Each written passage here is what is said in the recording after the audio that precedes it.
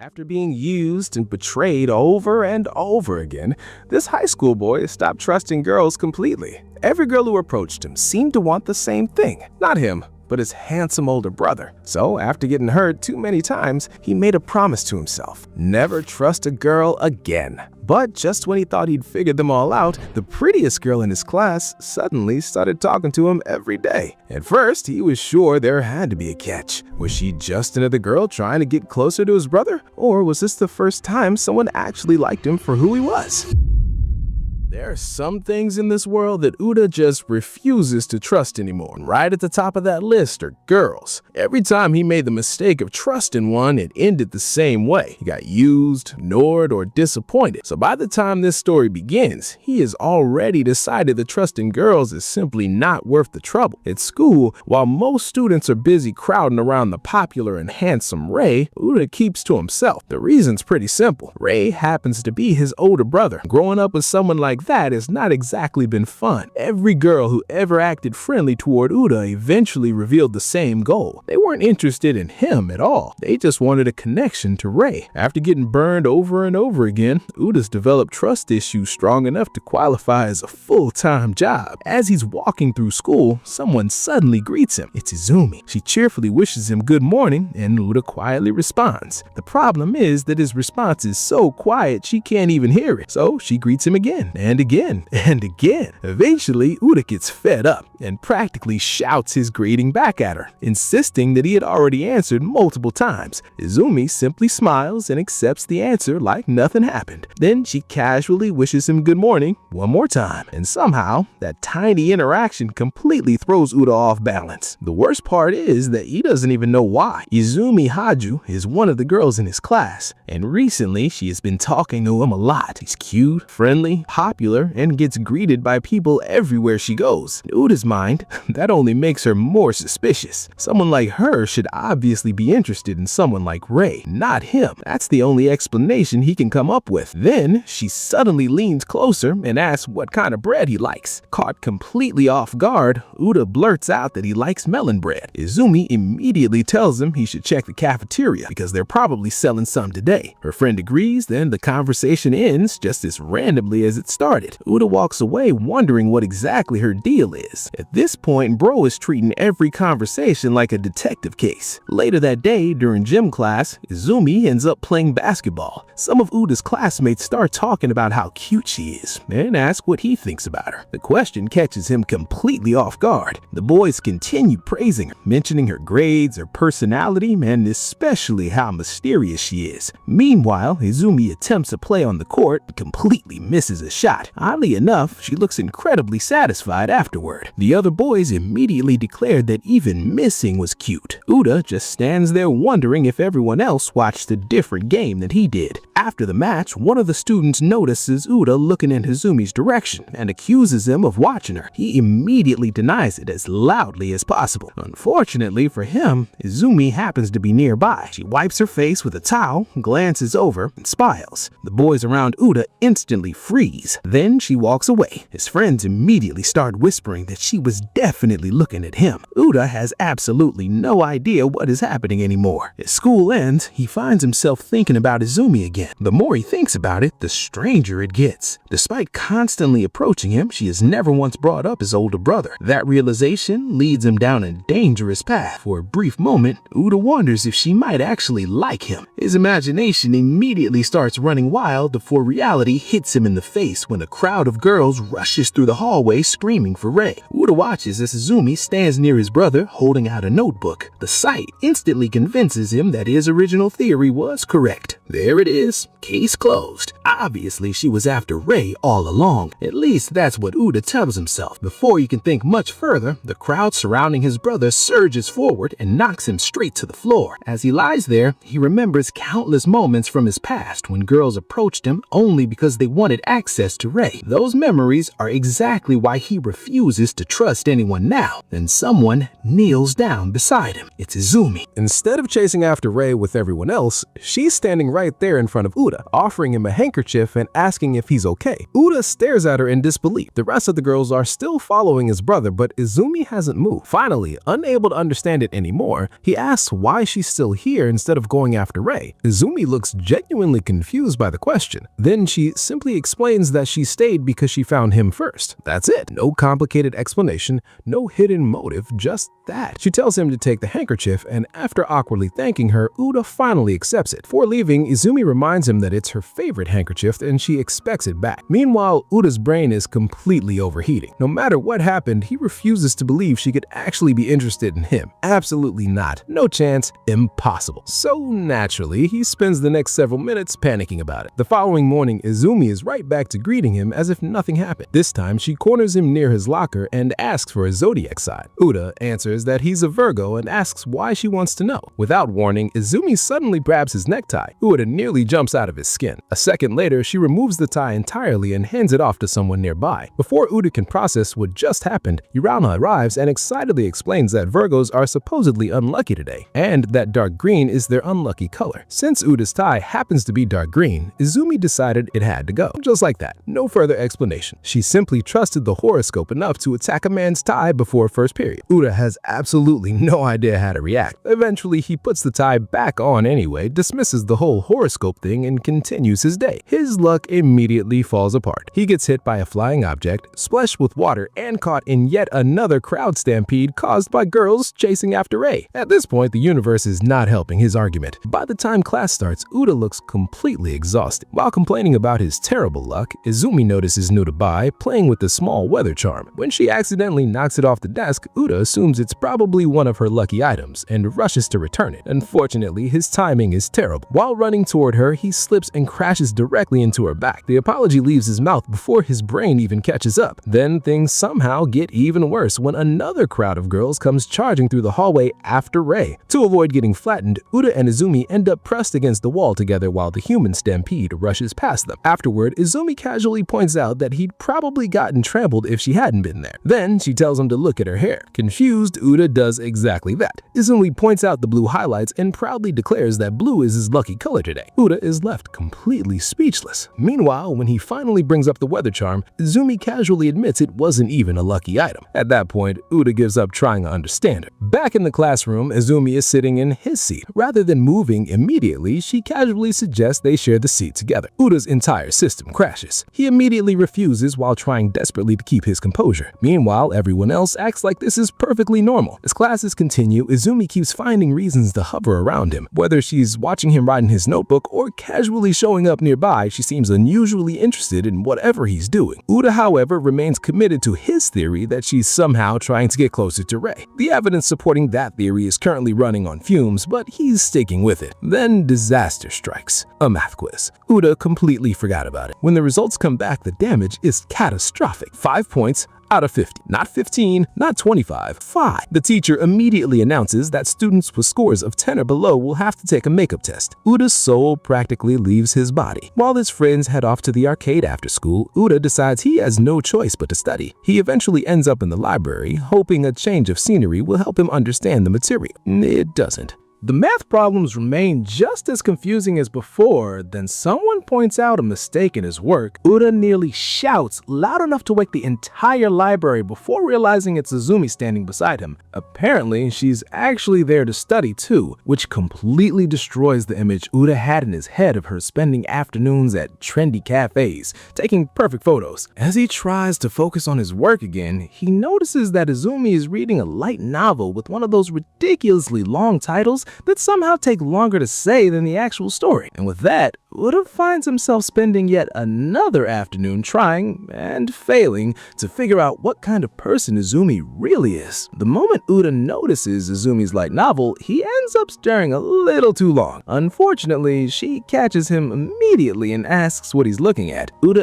instantly flinches and turns back to his own work like a student who just got caught cheating on an exam. A few seconds later, Izumi drags her chair right next to him. Uda nearly jumps out of his seat and asks why she's suddenly sitting so close. Izumi casually explains that she thought he needed help. Uda insists he's doing fine, but Izumi takes one look at his notebook and points out that he hasn't actually written anything. That completely destroys his argument. She looks over his papers and immediately recognizes that he's struggling with the quiz material from earlier. Uda remembers hearing that she gets good grades, but honestly, he never really believed it. With the way she acts sometimes, he assumed that there was no way she was one of the serious students. Then, Izumi picks up his test paper and bluntly reminds him that he failed. Uda is absolutely offended. Before he can properly defend himself, she reveals her own score, a perfect 100. Just like that, every argument he had prepared evaporates. To make things worse, she keeps showing him the paper every time he tries to recover emotionally. Uda gets annoyed, but Izumi points out that he was the one who asked. Technically, she's right, which somehow makes it worse. Eventually, Izumi offers to help him study. At first, Uda resists, but she's surprisingly persistent. After enough pressure, he eventually gives in and accepts. The two spend the afternoon studying together in the library while surrounded by shelves of books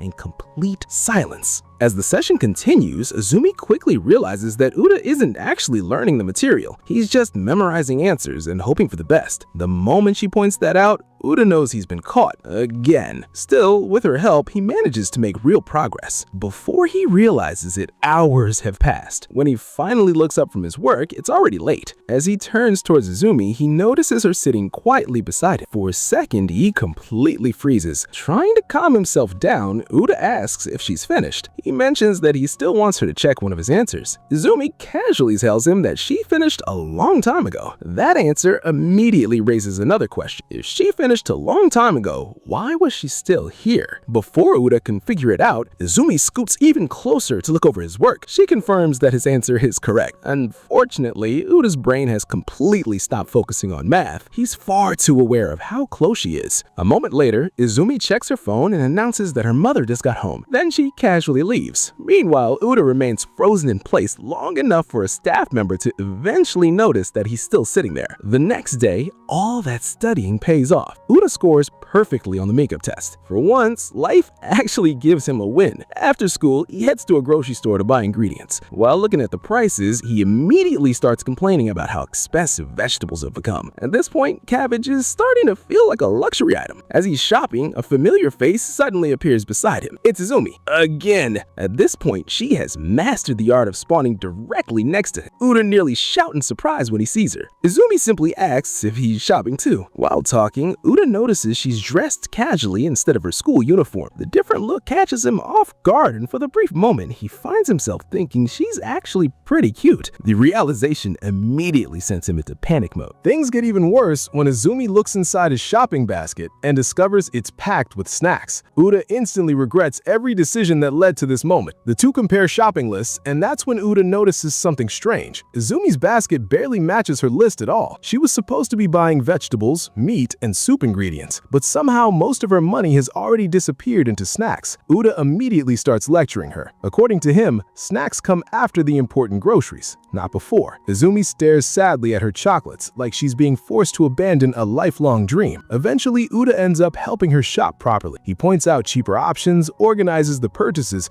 and makes sure she actually gets everything she needs. By the end of it, Izumi thanks him for helping. Even the snacks survive the operation. As she leaves, she waves goodbye. Watching her go, Uda can't help wondering why he got so involved in the first place. Before he can think too hard about it, an older woman he knows approaches him and asks if the girl who was just with him is his girlfriend. Uda nearly launches into orbit. He immediately explains that she's just a classmate. The other woman isn't convinced. From her perspective, they look like they were having fun together, almost like a date. That comment sticks with Uda as he leaves the store, but eventually his old memories return. He remembers all the girls who pretended to be friendly in the past only because they wanted access to Rei. Those experiences experiences remind him why he built these walls in the first place. No matter how nice Izumi seems, he refuses to let himself get fooled again. Outside, rain had started falling. As Uda prepares to head home, he notices Izumi standing under the store's overhang. She forgot her umbrella. At first, he tells himself it isn't his problem. Then he remembers all the times she helped him. A few seconds later, he's already walking towards her with his umbrella. Looking away awkwardly, he tells her she'll catch a cold if she stays there. Then he tries to hand her the umbrella and leave. That plan lasts approximately 5 seconds. Before long, they're both walking home together beneath the same umbrella. The entire situation makes Uda nervous. The space is cramped, they're standing close together, and he can't understand why Izumi seems perfectly comfortable with any of it. Meanwhile, he's overanalyzing every single step. As they continue walking, Uda once again convinces himself that she must have some hidden motive, because clearly that's the most reasonable explanation. Definitely not denial. Absolutely not. Then he notices a truck speeding towards a massive puddle. Realizing what's about to happen, Uda immediately moves in front of Izumi to protect her. A second later, the truck sends a huge wave of water directly into him. The result is devastating. Uda gets completely drenched while Izumi remains perfectly dry behind him. The truck disappears. The puddle wins. Life moves on. Izumi asks if he's okay. Uda insists he's fine, despite looking like he just emerged from a swimming pool. She points out that this probably wouldn't have happened if he'd simply used the umbrella properly. Honestly, fair point. As they continue walking, Uda accepts that once you're already soaked, additional water doesn't really matter anymore. Then he hears something unexpected, a small laugh. Izumi tries to hold it back at first, but eventually she starts laughing openly. She asks what exactly he thought he was doing. Uda becomes incredibly embarrassed and tries to explain himself. Izumi simply smiles and thanks him for protecting her from the splash. For a moment, the awkwardness fades. The rain begins to clear, and they continue walking together. Uda finds himself staring at her smile longer than he probably should. By the time they part ways, he comes to a simple conclusion. Izumi is a very strange girl, and that might be exactly what makes her so difficult to deal with. The next day, another discovery shocks Uda. Apparently, he and Izumi are exactly the same height. Urara points it out, and Uda immediately tries to defend himself by claiming that if you round up, he's technically taller. Nobody accepts this argument, not even a little. Later, while attempting to increase his height through the scientifically questionable method of drinking more milk, Uda spots Izumi standing in front of a vending machine. She's been there for quite a while. Apparently, choosing a drink is an incredibly difficult decision today. When Uda finally asks what's taking so long, Izumi reveals that she's 10 yen short. That's it. The entire crisis was caused by 10 yen. Despite complaining the whole time, Uda ends up paying the difference for her, because apparently that's just his life now. Around that same time, Rei makes another appearance. As usual, girls immediately gather around him. Flowers practically seem to bloom wherever he goes, and the entire school treats him like some legendary celebrity. Uda watches with complete indifference. His friends even wonder if Rei's flower effects are some kind of supernatural ability at this point. Uda refuses to comment. Soon afterward, the class goes through a seating rearrangement. For most students, it's a fun event. For Uda, it becomes a nightmare. When he checks the new seating chart, he discovers that Izumi's desk is now directly beside his. Izumi immediately leans over and cheerfully says she hopes they'll get along. Uda practically recoils on instinct. As he stares at his new seating arrangement, he realizes he can no longer avoid her. Then, a new idea forms. Instead of running away from the problem, he'll use this opportunity to finally figure out what's really going on with Izumi. Unfortunately, the moment he thinks that, he notices Izumi staring directly at him. Startled, he asks why she's looking at him. Izumi calmly explains that she isn't looking at him at all. She's looking at the mountains in the distance because it's apparently good for your health. Uda does not believe her for even a second. Uda stares at Izumi for a moment too long, still trying to figure her out. Unfortunately, she notices. The second she asks what he wants, Uda immediately looks away and pretends to focus on his own work. At this point, every attempt to investigate her somehow ends up him being the one getting exposed instead. Things don't get any easier after that. While sitting together, Uda starts comparing their school supplies. His own stationery is completely ordinary, while Izumi's is covered with cute decorations and colorful accessories. Hanging from her pencil case is a strange round dog charm that bounces around whenever she moves it. Proudly, she shows it off and asks whether it's cute. Uda isn't even sure what the character is supposed to be. Then, she casually tells him that it reminds him of you. Uda immediately rejects that comparison. No further discussion required. Their classmates watch the exchange and start commenting on how close the two seem lately. Uda practically lodges himself out of his chair to deny it. Meanwhile, everyone else looks completely unconvinced. The more time he spends trying to understand Izumi, the more confused he becomes. Every clue seems to contradict the last. During class, he occasionally glances in her direction, hoping to finally learn something useful. Instead, he discovers something completely unexpected. Izumi wears glasses. The moment she puts them on, Uda freezes. It's such a simple change, but somehow it catches him completely off guard. When she notices him staring, she quietly asks what's wrong. Uda immediately looks away like he wasn't just caught staring, sitting again. Curious, he asks about her eyesight. Izumi explains that her vision is usually fine, but she needs glasses to see the board properly when sitting farther away. That explanation instantly reminds Izumi of her earlier claim about staring at distant mountains for her health. Suddenly, that story sounds a lot less convincing. When she asks whether he can see the board without glasses, Uda casually says his eyesight is perfect. Izumi seems genuinely impressed. As they talk, Uda mentions that he spent a lot of time outdoors when he was younger, running around forests and playing outside. Izumi immediately becomes interested. It's one of the first times she's learned something personal about him. Unfortunately, before the conversation can continue, the teacher suddenly calls on Uda. Problem is that Uda has spent the entire lesson paying attention to literally everything except the lesson. Panic immediately sets in. As he sits there sweating, Izumi quietly leans toward him and whispers a single word: persistence. Uda stares at her, then stares at the teacher, then back at Izumi. Now he has a choice to make. Can he trust her? His entire life experience says no, but lately she has never actually done anything to hurt him. Still nervous, he stands up and gives the answer she whispers. A second later, the teacher enthusiastically confirms it's correct. Uda nearly collapses from relief. Not only did he survive, but Izumi actually helped him. After class, he quietly thanks her. Unfortunately, Izumi reacts with the most smug expression imaginable. She rests her face against her hand and looks entirely too pleased with herself. Uda's face immediately turns red. The fact that she seems to enjoy teasing him is becoming a serious problem. Since she helped him, Uda decides to ask something he's been wondering about. If her eyesight is bad enough to need glasses, why didn't she simply switch seats with somebody? Izumi thinks about it for a moment, then she gives a simple answer. She likes sitting there. The bell rings. Uda is left staring at her in complete shock, because somehow that answer raises even more questions than it solves. Not long afterward, another seating change is announced. Students immediately start checking the new chart and reacting to their assignments. This time, both Uda and Izumi end up in the back of the classroom. Some people offer to switch with Izumi because of her eyesight, but she says she'll be fine as long as she wears her glasses. Meanwhile, Uda's friends offer him opportunities to move too. He immediately accuses them of being mean. As everyone settles into their new seats, Izumi suddenly asks Uda for his opinion on her hairstyle. Then she changes it and asks again, and then again, and again. Uda gets increasingly flustered every time. Eventually, he blurts out that it looks fine. That answer seems to satisfy her far more than it probably should. Sitting nearby also allows Uda to discover another strange habit. Every time Izumi opens her pencil case, she looks weirdly happy. At first, Uda starts imagining ridiculous explanations. Maybe she's hiding a picture of Rei inside or something. Then he finally sees the contents. The entire case is decorated with those dog characters she likes. That's it. That's the secret. She was getting excited over dog merchandise.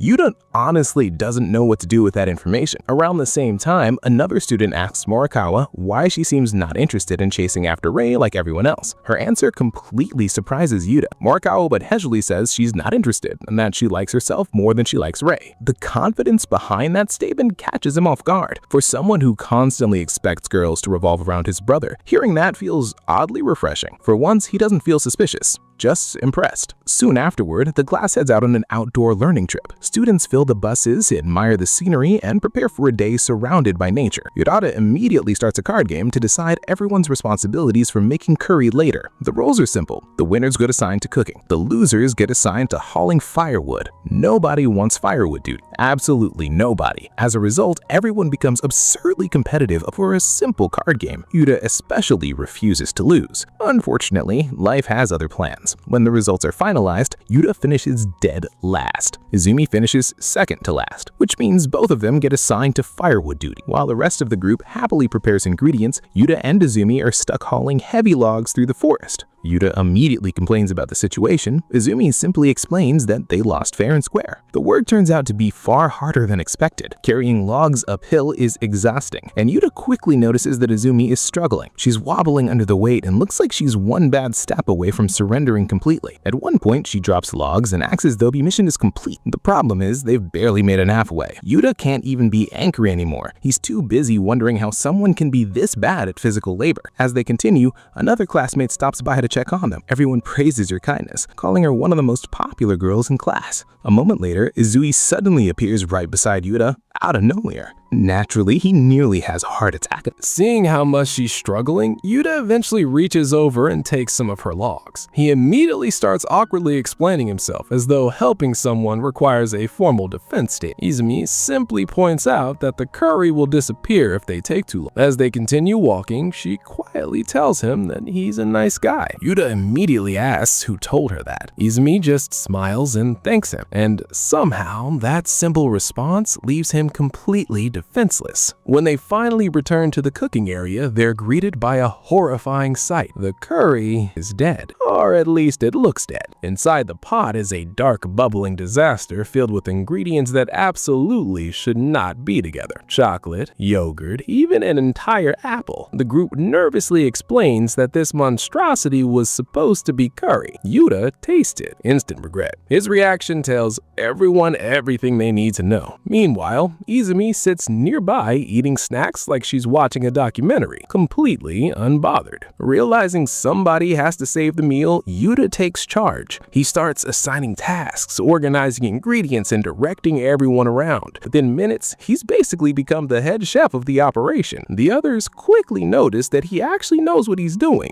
His friends explain that Yuta cooks often and even makes his own bento sometimes. That information immediately catches Izumi's attention. The thought of homemade lunches seems to interest her quite a bit, though as usual, Yuta is too busy focusing on the actual cooking to notice. Eventually, the repaired curry is finished. Everyone gathers together and starts eating. This time, the reactions are completely different. The food is actually good. Students praise Yuta for rescuing the meal, and the entire group happily enjoys lunch together outdoors. For the first time all day, Yuta finally relaxes. Then he notices something. Everyone has commented on the food except for Izumi. For some reason, that suddenly makes him nervous. Eventually, he asks what she thinks. Izumi looks at him, slightly blushing, and tells him it's delicious. The compliment hits Yuta much harder than expected. His heart immediately starts racing, which raises a very uncomfortable question. Why is her opinion suddenly so important to him? Trying to distract himself, he points out that she has rice stuck to her face. Izumi wipes it away.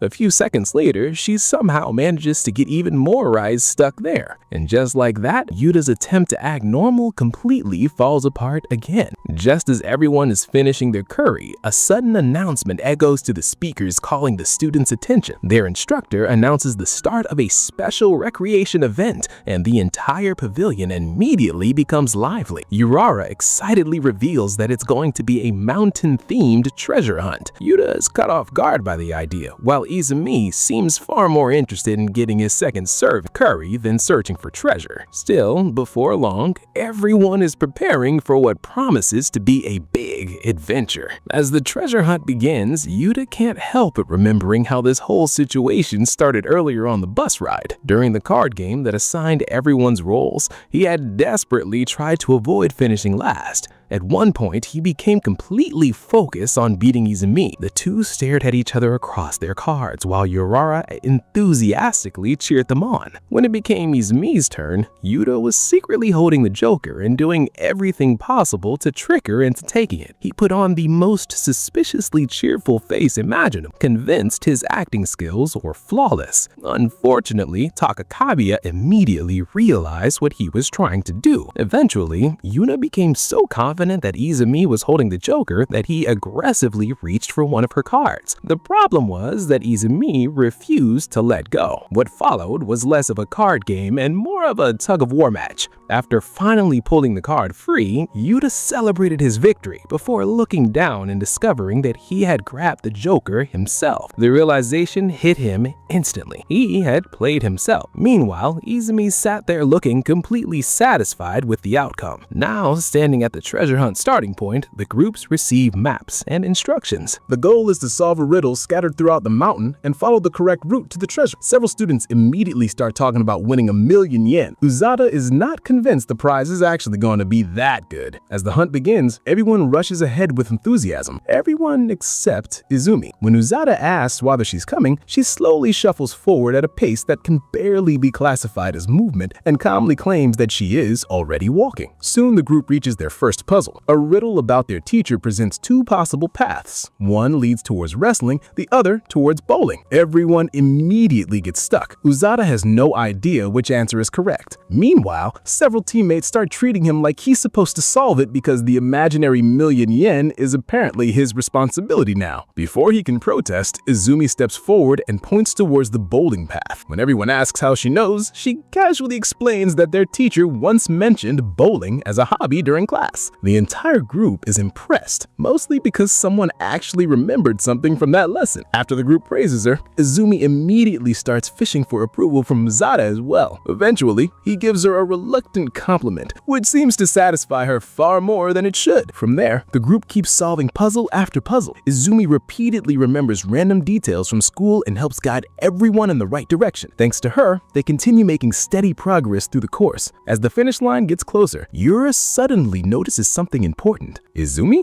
is gone. Takemiya remembers hearing her mention getting water, but far too much time has passed. With only 10 minutes left in the event, everyone starts getting concerned. At first, Uzata tries to stay calm. Then he starts thinking about all the strange things Izumi does on a daily basis. The more he thinks about it, the easier it becomes to imagine her somehow getting completely lost. Finally, Uzata suddenly announces that he's thirsty too and decides to head back. The excuse fools absolutely nobody, but his friends let him go anyway. As he runs through the woods, Uzata keeps telling himself that he's only checking to make sure she's okay. Nothing more. Definitely nothing more. Eventually, he finds her sitting alone near a tree. The moment he calls out, she looks surprised to see him. When Uzata asks why she's all the way out there, Izumi points to a sign that claimed treasure could be found nearby. Then she proudly shows him a fake gotcha note left behind as a prank. At that moment, everything suddenly makes sense. She didn't get lost, she got baited. Relieved that she isn't in serious trouble, Uzata tells her they need to catch up with everyone else. Then he notices something. Her feet. The strange behavior she'd been showing all day suddenly clicks into place. He asks if she's hurt. To his surprise, Izumi looks shocked that he figured it out. Uzata points out that she's been acting differently the entire day. He doesn't understand why she kept quiet instead of telling someone. Walking around on an injured foot during a mountain trip is a terrible idea. For the first time in a long while, Izumi struggles to hide what she's feeling. Pulling her jacket collar over her face, she quietly admits that she was excited about the trip and didn't want to miss out. The answer catches Uzata completely off guard. All day, he had been trying to figure her out, and now her feelings are surprisingly easy to read. After a moment, he starts grinning and calls her reason childish. That turns out to be a mistake. A very immediate mistake. Izumi retaliates by repeatedly smacking him with her braids, while Uzata desperately apologizes. For a brief moment, the quiet forest turns into a battlefield. Eventually, they continue back towards the campsite, only this time, Uzata is carrying her. Izumi apologizes for causing trouble, but Uzata tells her not to worry about it. It's an emergency. When nervously asked if she's too heavy, Uzata immediately says the opposite and tells her she should probably eat more. Izumi reminds him that she already had 2 servings of curry. That argument goes nowhere. As they walk through the woods, she explains that her new shoes gave her blisters. Suddenly, all the pieces fit together. Slow walking, the strange behavior, the disappearing act. Everything had a simple explanation after all.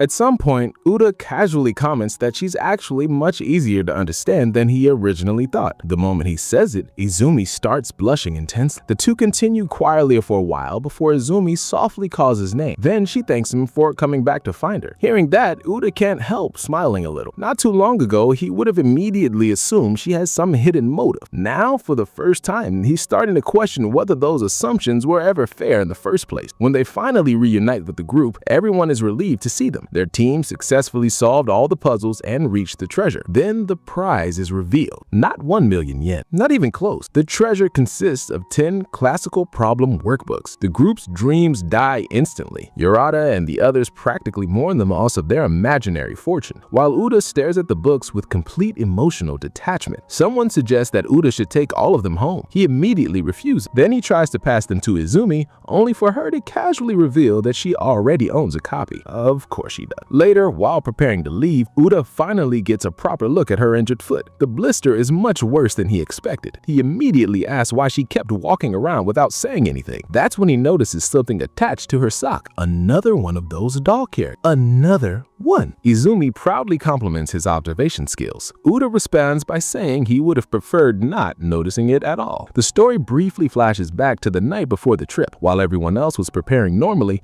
Izumi was busy stuffing an absurd amount of snacks into her bag. Chips, candy, chocolate, everything she could fit. The bag looked like it was fighting for its life. Back on the ride home, many students are asleep after a long day. Izumi quietly thinks about how she never got the chance to hand out the snacks she brought, because everything ended up being so crowded. She glances over and notices Uda sleeping nearby, completely unaware of anything, a little drool and all. At some point, Uda wakes up and discovers his lap covered with snacks. He has absolutely no idea where they came from. Meanwhile, Izumi looks away. Without saying a word, that turns out to be her small way of thanking him for everything earlier. Back at school, attention shifts to another student named Hinagi. To everyone around her, she appears flawless. She's responsible, reliable, and constantly helping others. When she steps in to control a crowd bothering Rei, everyone praises her maturity and composure. Rei thanks her for helping. Hinagi calmly accepts the gratitude and walks away looking as cool as ever. At least that's what everyone thinks, because moments later, inside a bathroom stall, the truth is revealed. Hidden away from everyone else,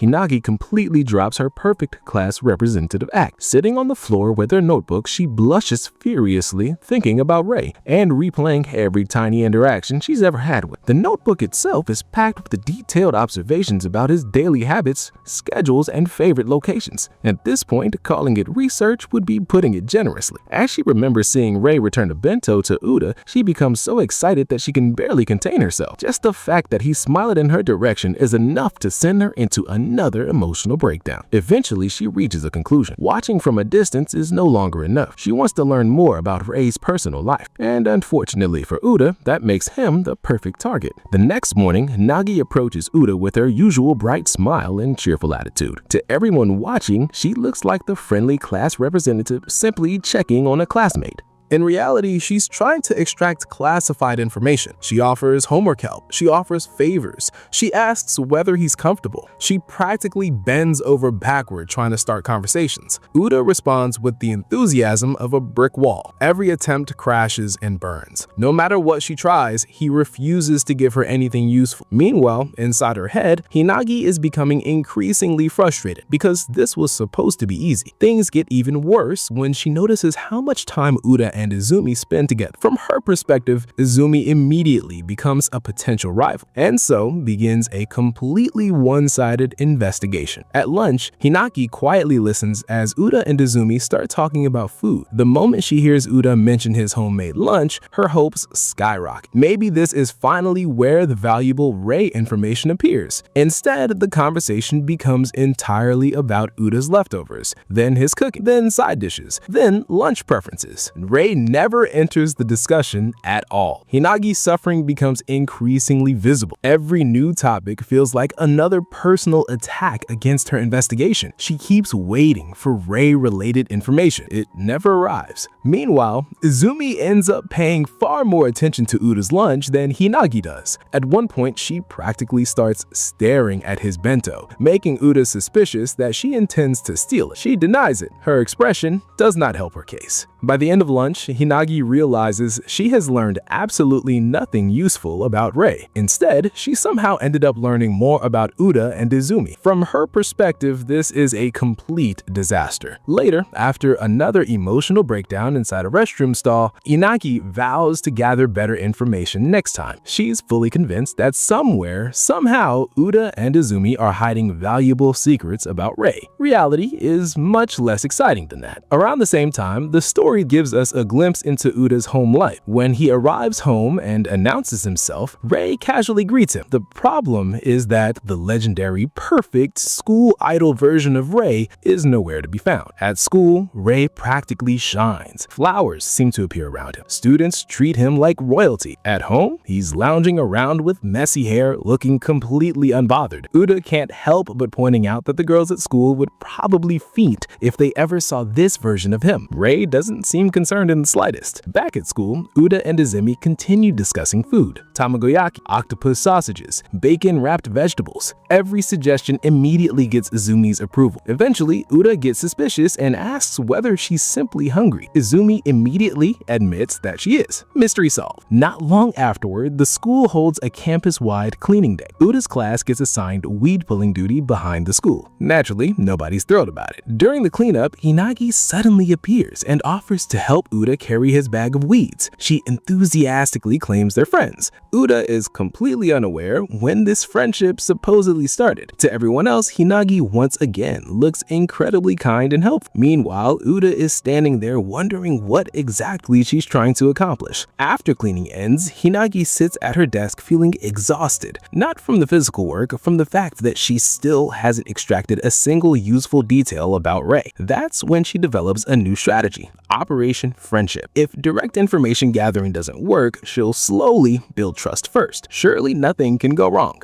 Unfortunately, another problem appears almost immediately. Hinagi suddenly realizes she's lost something important, a bookmark. At first glance, it doesn't sound like a big deal. To Hinagi, it's practically a sacred relic. The bookmark contains a cherry blossom connected to Rei, making it one of her most treasured possessions. The moment she realizes it's missing, panic takes over. She tears through her belongings looking for it and becomes increasingly desperate. Eventually, news of the missing bookmark spreads. When Uda's friends hear about it, they immediately volunteer to help search. Uda is dragged into the situation against his will. Before long, he finds himself searching the school rooftop alongside Hinagi. She thanks him for helping. Uda responds with his usual lack of enthusiasm and says they should just find it quickly so he can go home. As they search, Uda finally asks what makes the bookmark so important. The answer immediately reveals everything. It's connected to Rei. The second Hinagi starts explaining, Uda instantly understands why she's been trying to get close to him. Once again, his brother is involved. Once again, somebody approached him because of Rei. Interestingly,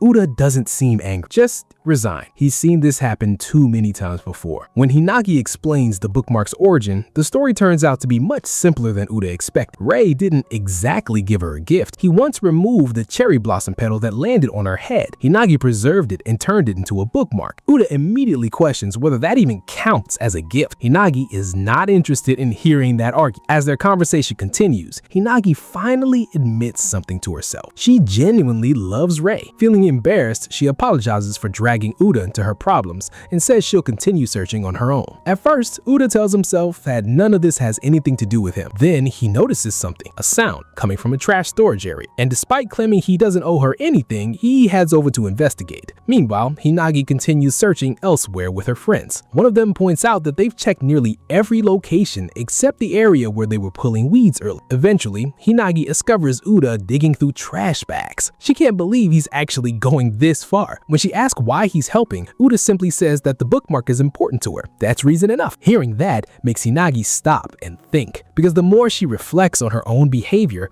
the more uncomfortable she becomes. She remembers trying to use Uda. She remembers approaching him solely because he was Rei's younger brother, and she realizes she's doing exactly what countless other girls have done to him in the past. Around the same time, one of Uda's friends explains the situation. Girls have been using Uda to get close to Rei for years. That's why he struggles to trust them. The friend also points out something interesting. Despite all that, Uda still can't ignore people who need help. Even when he knows someone might be using him, he ends up helping anyway. And standing there watching him dig through garbage for a bookmark that isn't even his, Hinagi starts realizing just how true that observation really is. The bookmark search eventually comes to an end when Uda discovers a suspicious bag inside the storage shed. After digging through everything, he finally recovers the missing cherry blossom bookmark. The moment Hinagi sees it, relief washes over her face. She clutches it tightly, thanks him through tears, and apologizes for the way she treated him earlier. While everyone celebrates finding the bookmark, Uda's friends tell him to grab his things so they can all head home. Uda, meanwhile, can't help thinking that carrying that bookmark around everywhere is some next-level Rei obsession. Not long after, Hinagi finally comes clean. She openly admits that she approached Uda because she wanted information about Rei. She confesses that she was trying to gather details indirectly and that her entire plan was basically based around using him as a source. Then, in true Hinagi fashion, she somehow manages to apologize and insult him at the same time by listing all the things about him that annoyed her. Uda listens to the whole thing with the exhausted expression of someone who's heard this story way too many times before. Still, Hinagi bows deeply and sincerely apologizes. She promises that she won't treat him that way, and for the first time, she wants to interact with him honestly instead of trying to get something out of him. Then she announces that she's finally figured out what real love means. According to her,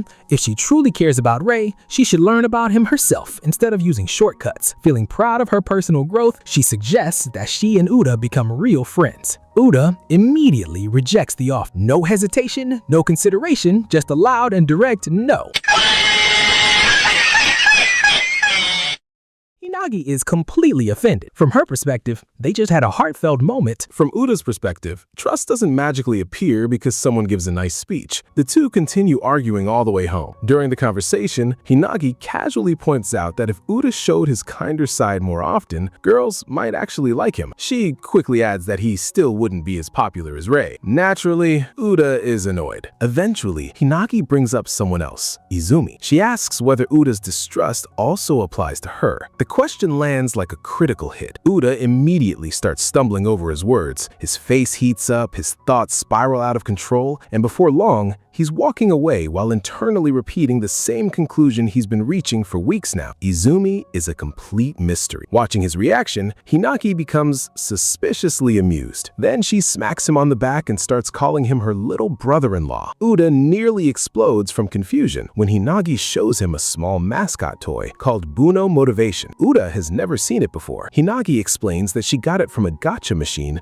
while trying to collect a completely different character. Specifically, she wanted a Lay's dog item. Apparently, she spent 5 attempts trying to get one and kept pulling the same mascot instead. Eventually, she gave up and handed one to Uda. At first, he acts indifferent. Then he keeps looking at it. Then he starts pressing the button and watching it light up. Then he starts feeling weirdly happy about owning it. A little later, Uda happens to walk past a row of gacha machines, and there it is, the full Lazy Bunch collection. He notices just how many different characters exist in the series and remembers Izumi's obsession with them. Then he remembers Hinagi somehow pulling the same item 5 times in a row. Then he remembers that he absolutely does not care about any of this. Then he turns around. Then he walks back. Then he uses the machine. The next day, the results create immediate confusion. Hinagi notices a familiar character sitting on a desk and starts questioning how this happened. Uda is equally flustered and insists he has no explanation. Neither of them is fooling anybody. Before long, attention shifts toward the upcoming sports festival. Practice begins,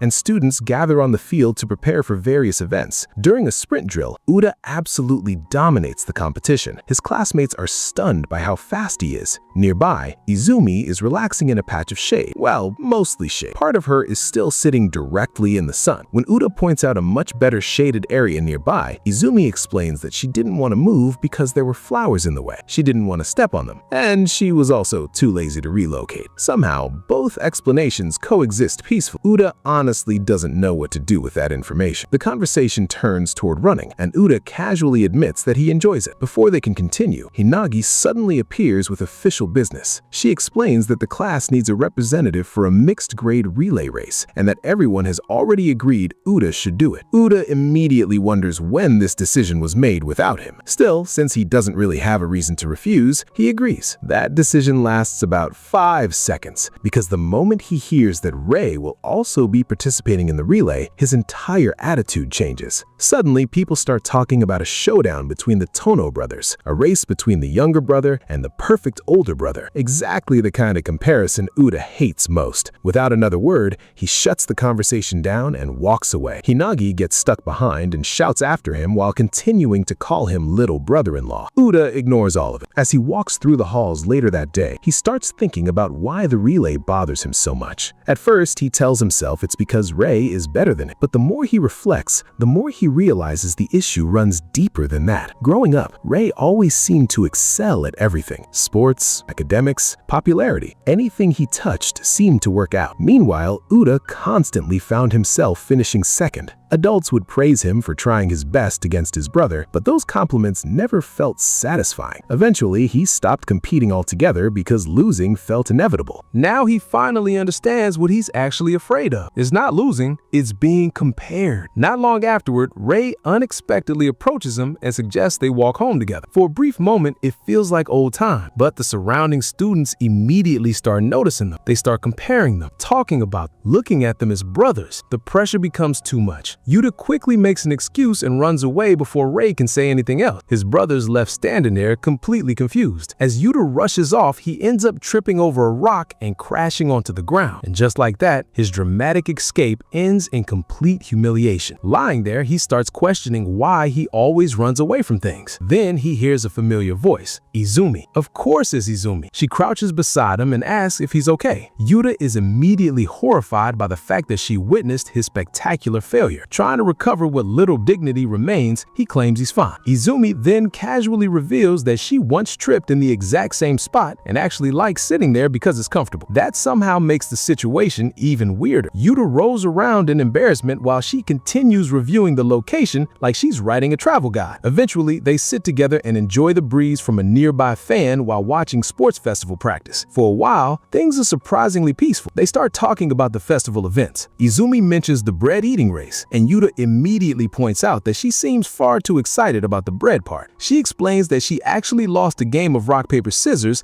and got assigned to a different event instead. Then she asks about Yuta's events. When the relay race comes up, Yuta hesitates. He admits that his brother will be participating too. The mood shifts slightly because unlike everyone else, Izumi immediately notices that Rei's involvement is the real reason Yuta's uncomfortable. Looking genuinely confused, she asks a simple question. Why does his brother being there make it a problem? And sitting there beside her, Yuta finds himself struggling to come up with an answer. Yuta sits there quietly after hearing Izumi's question. Why does it matter if his brother is in the race? The question sounds simple, but somehow it hits harder than anyone else has said. Izumi immediately admits that she doesn't really understand complicated things like this. Then she looks at him and asks whether he's still the same person regardless of who else happens to be standing next to him. Yuta doesn't know how to answer. For so long, he's been measuring himself against Rei that the question almost feels unfair. Before he can respond, his attention shifts to a flower growing nearby. He points it out, and Izumi notices that it's the same flower that had previously been hidden in the shade. Someone had moved it into the sunlight. Izumi crouches down and studies it carefully. She points out that if it had stayed where it was, somebody probably would have stepped on it eventually. Now that it's getting sunlight, its colors are finally able to show. Then she quietly wonders whether it'll grow even better from now on. The comparison isn't complicated, but for some reason, it reaches Yuta anyway. As she gets ready to leave, Izumi casually tells him that he'll be fine too. Then she adds something that completely destroys whatever emotional defenses he still had left. She tells him that he was sparkling while he was running. Just like that. No hesitation, no teasing, just a completely honest compliment. She smiles and tells him that he's the team's best bet before walking away. Yuta remains frozen on the steps. The more he thinks about her words, the worse it gets. His face turns red, his chest starts pounding, his brain stops functioning properly. A few seconds later, he suddenly grabs his bag and sprints away at full speed. His friends can only watch in confusion as he vanishes into the distance. While running,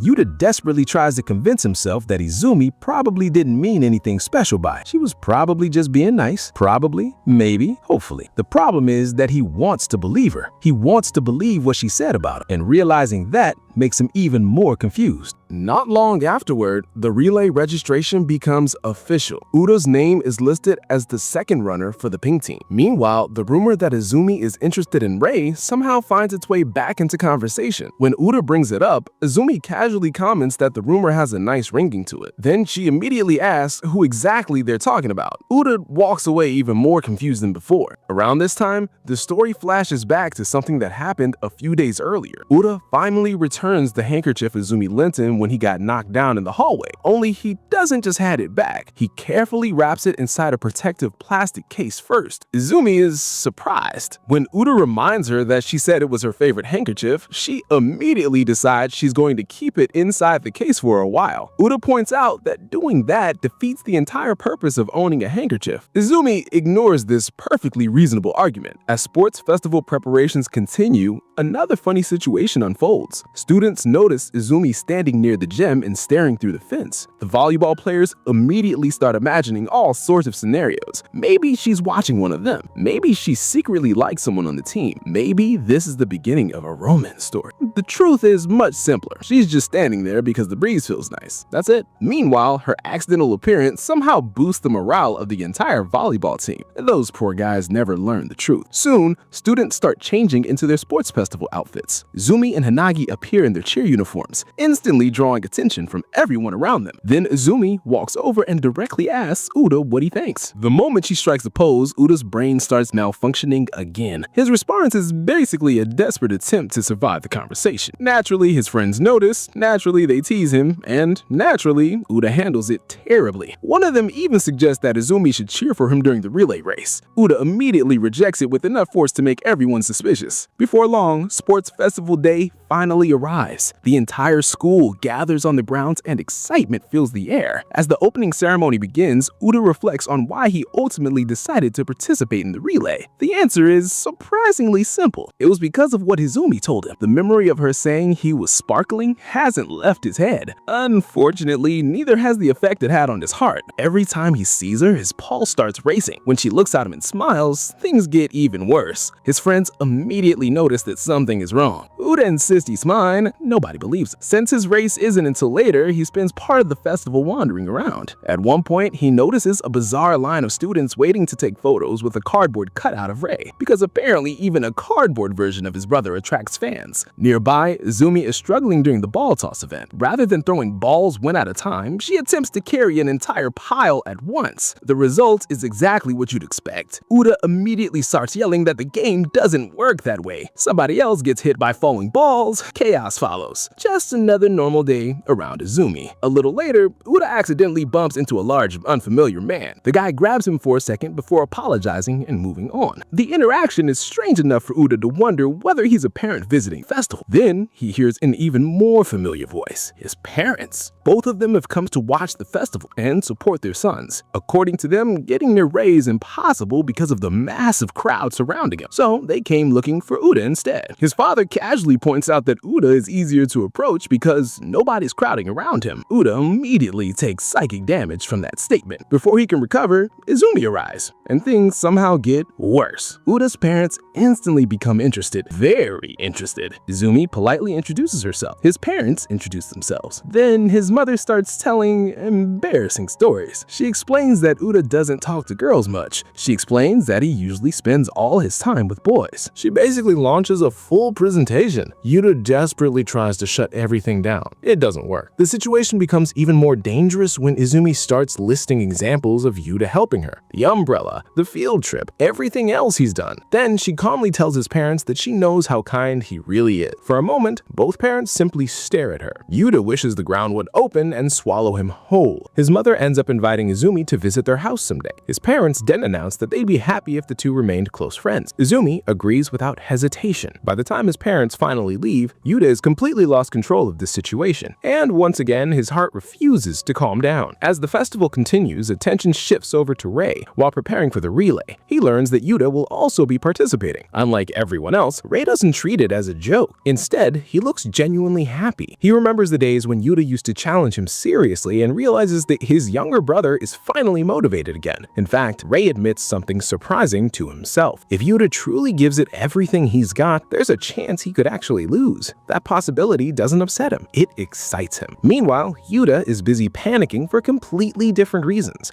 As the relay approaches, Uda remembers something strange that happened earlier that morning. When he arrived at school, Izumi was standing there with puffed up cheeks looking oddly annoyed. Then, without much explanation, she shoved an enormous piece of candy into his hands and told him it was a reward for solving the mystery behind her puffed up cheeks. Naturally, Uda had absolutely no idea what that meant. And naturally, Izumi offered no further explanation. Uda is relieved when he finally learns the truth behind Izumi's puffed up cheeks. She wasn't angry at him at all. Instead, she simply warns him to be careful with the giant piece of candy she handed over. Uda tells her she can't just give people ridiculously oversized candy without explanation, but he thanks her anyway. Looking down at the gift, he can't help thinking that it feels strangely like something she would do. Simple, random, and somehow memorable. A little later, the two of them end up standing together chewing on their enormous candy. The result is ridiculous. Both of their cheeks are puffed out so much that speaking becomes nearly impossible. When Mirai walks up and greets them, both attempt to respond through mouthfuls of candy. What comes out sounds like two malfunctioning radios. Mirai immediately takes a photo. At this point, his collection of random Uda Izumi photos is becoming increasingly concerning. The two continue chewing in perfect synchronization while nearby students stare at them in complete confusion. As the day continues, the announcer reveals that only a few events remain before the sports festival ends. That means the relay race is getting close. And suddenly, Yuda's confidence disappears. Back when he signed up, he was motivated. Now he's standing in front of a massive crowd and realizing exactly how many people are about to watch him run. His courage immediately starts filing for retirement. While he's busy panicking, his mother notices Izumi looking overheated nearby. Being a mother means seeing someone suffering from the heat and immediately activating support mode. Before Izumi knows what's happening, she's handed water. salty snacks, a cooling towel, enough supplies to survive a small expedition. Then comes the final item, a custom cheer fan. One side has Rei's name, the other has Yuta's. His mother proudly explains that this way she can cheer for both of her sons. Izumi quietly accepts the fan and thanks her. Then she spends an unusually long time staring at the side with Yuta's name on it. Yuta probably would stop functioning if he saw that. Soon, the final event is announced, the mixed grade relay race. The crowd immediately erupts. Of course, most of the cheering focuses on Rei. The moment the announcer mentions him, students practically lose their minds. Meanwhile, Yuta and his friends just watch from the side like they're witnessing a natural disaster they've already accepted. When the race begins, disaster strikes almost immediately. The pink team stumbles right out of the gate and falls into last place. Everyone starts worrying. Meanwhile, Hinagi notices the fan Izumi's carrying and compliments. Izumi casually mentions that someone gave it to her. No further explanation. Absolutely none. As the race continues, the gap slowly starts shrinking. Pink team remains in last place, but they aren't completely out of it. While waiting for their turns, Rei talks to Udaya. He asks if he's nervous. Udaya immediately denies it. His rapidly exploding heartbeat says otherwise. Then Udaya asks the same question back. To his surprise, Rei admits that he's nervous too. For a moment, Rei reflects on all the years they spent competing against each other. Then he says something Udaya never expected to hear. He admits that he's always believed there would eventually come a day when Udaya would beat him. But he smiles and says today won't be that day. Not because he doubts Udaya, because he still wants to be an older brother he can be proud. A few moments later, Rei receives the baton. The crowd explodes. Final stage of the race has begun. Watching his brother run, Udaya suddenly realizes something. Rei has never just been a rival. He's been a role model, someone he admired, someone he looked up to, someone he was proud of. The real problem was never Rei himself. It was the fear of comparison, the fear of constantly falling short. Then another memory surfaces, Izumi asking whether he's still himself regardless of who else is there. The same simple question returns at exactly the right moment. Near the track, Izumi is holding up the fan with his name on. His friends are cheering, people are watching, and for the first time, none of that feels scary. The baton finally reaches him. Udaya grabs it and runs. Not because he's trying to become Rei, not because he's trying to escape comparisons, just because he wants to run. The announcer nearly loses their voice. Udaya tears across the track at unbelievable speed. One by one, he overtakes the runners ahead of him. Crowd erupts. Students who barely paid attention to him before are suddenly screaming his name. Within seconds, he drags the pink team all the way from last place to second. In the end, the race comes down to one final battle. Rei versus Udaya. Blue versus pink. Brother versus brother. The finish line approaches. The crowd roars, and then it's over. Blue team wins. Rei remains undefeated. But strangely enough, Udaya doesn't feel crushed. He's exhausted, he's sweating, he's breathing like he just fought a boss battle, but he doesn't feel defeated. His friends immediately swarm him. Everyone praises his comeback at insane speed. The race becomes the talk of the festival. Eventually, the others head off to take a group photo for a moment, leaving Udaya behind. That's when Izumi approached. Feeling awkward, Udaya apologized. He says he's sorry for failing to meet her expectations. Izumi responds by dropping a towel directly onto his head, then starts aggressively rubbing his hair. Udaya immediately starts protesting. Izumi completely ignores him. Then she looks him straight in the eyes and tells him something simple. He was amazing. The words hit harder than losing ever could, because for the first time, someone wasn't watching Rei. They were watching him. Udaya's face turns red. He hides behind the towel while trying to regain control of his emotions.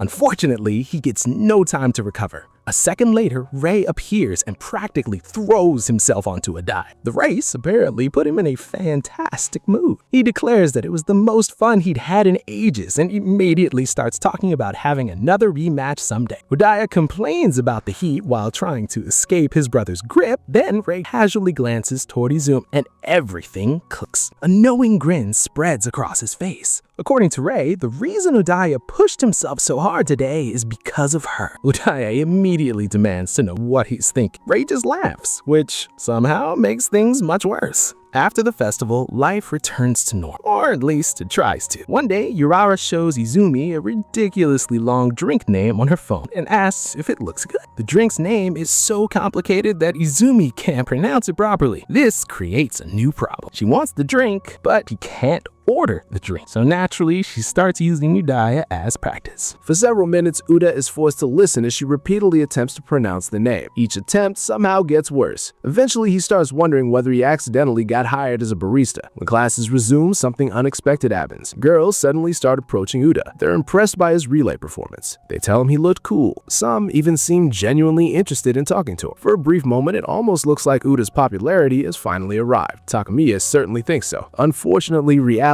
quickly reveals itself. One girl wants information about Rei. Another was to give gifts to both brothers. Another asked for contact info connected to Rei. And just like that, the illusion shatters. Uda realizes they're doing exactly what girls have always done, using him as a shortcut to his brother. Again and again and again. Before he can get more frustrated, someone shouts that Rei is coming. Instant chaos follows. The girls immediately abandon Uda and rush toward his brother, the hallway aunties. The situation speaks for itself. Walking away, Uda tells himself that nothing has changed. Girls are still the same. They're still after Rei. They're still impossible to trust. Then he hears a familiar voice. Good morning. Uda turns around. Standing there is Izumi. The hallway falls quiet for a moment, and despite everything that's happened, a new thought suddenly appears in Uda's mind. He had started trusting her recently, but now maybe she deserves another look, because for the first time in a long while, Uda begins wondering whether Izumi might be different from everyone else, or whether he's simply letting his guard down. After everything that happened at the sports festival, Uda's brain is working overtime. The moment he sees Izumi in the hallway, he immediately scoots away and starts wondering whether she's actually any different from the other girls who approached him because of Rei. Izumi simply greets him. Uda reacts like an alarm just went off. When she points out that she's only repeating herself because he ignored the first greeting, Uda becomes even more flustered. He asks what she wants, already assuming there's some hidden motive behind the conversation. Meanwhile, Izumi just says good morning. Again, that's it. By the time she walks away, Uda is left banging his head against the classroom door while questioning every life decision that brought him to this moment. During class, he tries convincing himself that he's been careless lately. He even writes down the definition of deception while thinking about all the girls who used him in the past. Part of him insists he needs to be more careful. Another part keeps reminding him that Izumi has never actually treated him the way those girls did. Unfortunately, those two sides refuse to stop arguing, and neither one is winning. Later, Izumi tries to talk to him again, but Uda immediately finds an excuse and runs away. The guilt hits him almost instantly. By lunchtime, he's sitting at his desk surrounded by enough self-inflicted emotional damage to power an entire drama series. Then something lands on his desk, a piece of soda-flavored candy. Izumi points at it and casually says it's for him. Uda immediately turns away and claims he doesn't want it. Izumi looks confused. She explains she picked that flavor because he always seems happy whenever he has soda. Uda immediately denies this, very unconvincingly. Now his internal conflict becomes even worse. One side of his brain is screaming that this could all be part of some elaborate plan. The other side is asking why a master manipulator would choose soda tandy as their weapon of choice. As the argument continues inside his head, Izumi quietly assumes she picked the wrong flavor. The moment she sounds disappointed, Uda takes critical damage. Unable to take it anymore, he finally admits that she was right. He does like the candy. Izumi turns toward him in confusion. Uda hides behind his arms and quietly thanks her. At that point, he wishes the desk would swallow him whole. Meanwhile, Izumi is just as shaken. She ends up standing there with a bright red face while trying to process what just happened. Unfortunately for Uda, this entire experience teaches him absolutely nothing. He still decides he needs to stay on guard. The next morning, Izumi appears behind him with another cheerful greeting. His suffering continues immediately. At some point, the topic of favorite candy flavors comes up. That's when Uda discovers a horrifying truth. Izumi remembers everyone's preferences. Urara likes strawberry, Takamiya likes grape, Mariah likes orange, and she remembers that Uda likes soda flavor, with cola being his second favorite. The realization destroys all the special meaning he had accidentally attached to the candy. Apparently, she remembers things about everyone, not just him. Feeling slightly embarrassed, Uda decides he should return the favor. He asks if there's any snacks she wants. Izumi immediately says she doesn't expect anything back because she only gives things when she feels like it. Still, she casually mentions a limited edition choco pie she's been interested in lately. The mistake has been made. Before he knows it, Uda is running between multiple stores searching for the snack. The entire time he's questioning why he even asked in the first place. Around the same time, another girl confesses to Rei. As expected, Rei politely turns her down. When she asks why he's never had a girlfriend, her answer surprises her. Rei says he loves everyone everyone right now. The girl leaves feeling impressed, and Rei returns home, where his legendary image immediately falls apart. The moment he's back in his house, Rei collapses onto the sofa, cries into a pillow, and starts complaining about how exhausted he is. The contrast is honestly incredible. At school, he's a flawless prince. At home, he's basically a drained battery with limbs. Uda watches his brother roll around on the floor and wonders what exactly people see in him. Rei eventually explains that constantly maintaining his perfect image takes a ridiculous amount of energy. Then, out of nowhere, Rei asks whether Uda has gotten close to a girl recently. Uda nearly launches himself into orbit. That conversation quickly becomes a disaster. Rei accidentally reveals that he already knows who Uda is thinking about before Uda even says her name. Panic follows. Eventually, Rei gives a surprisingly serious piece of advice. Everyone has sides of themselves they don't show other people. The comment sticks with Uda, especially because he's been doing exactly that for years. Later, while walking around school,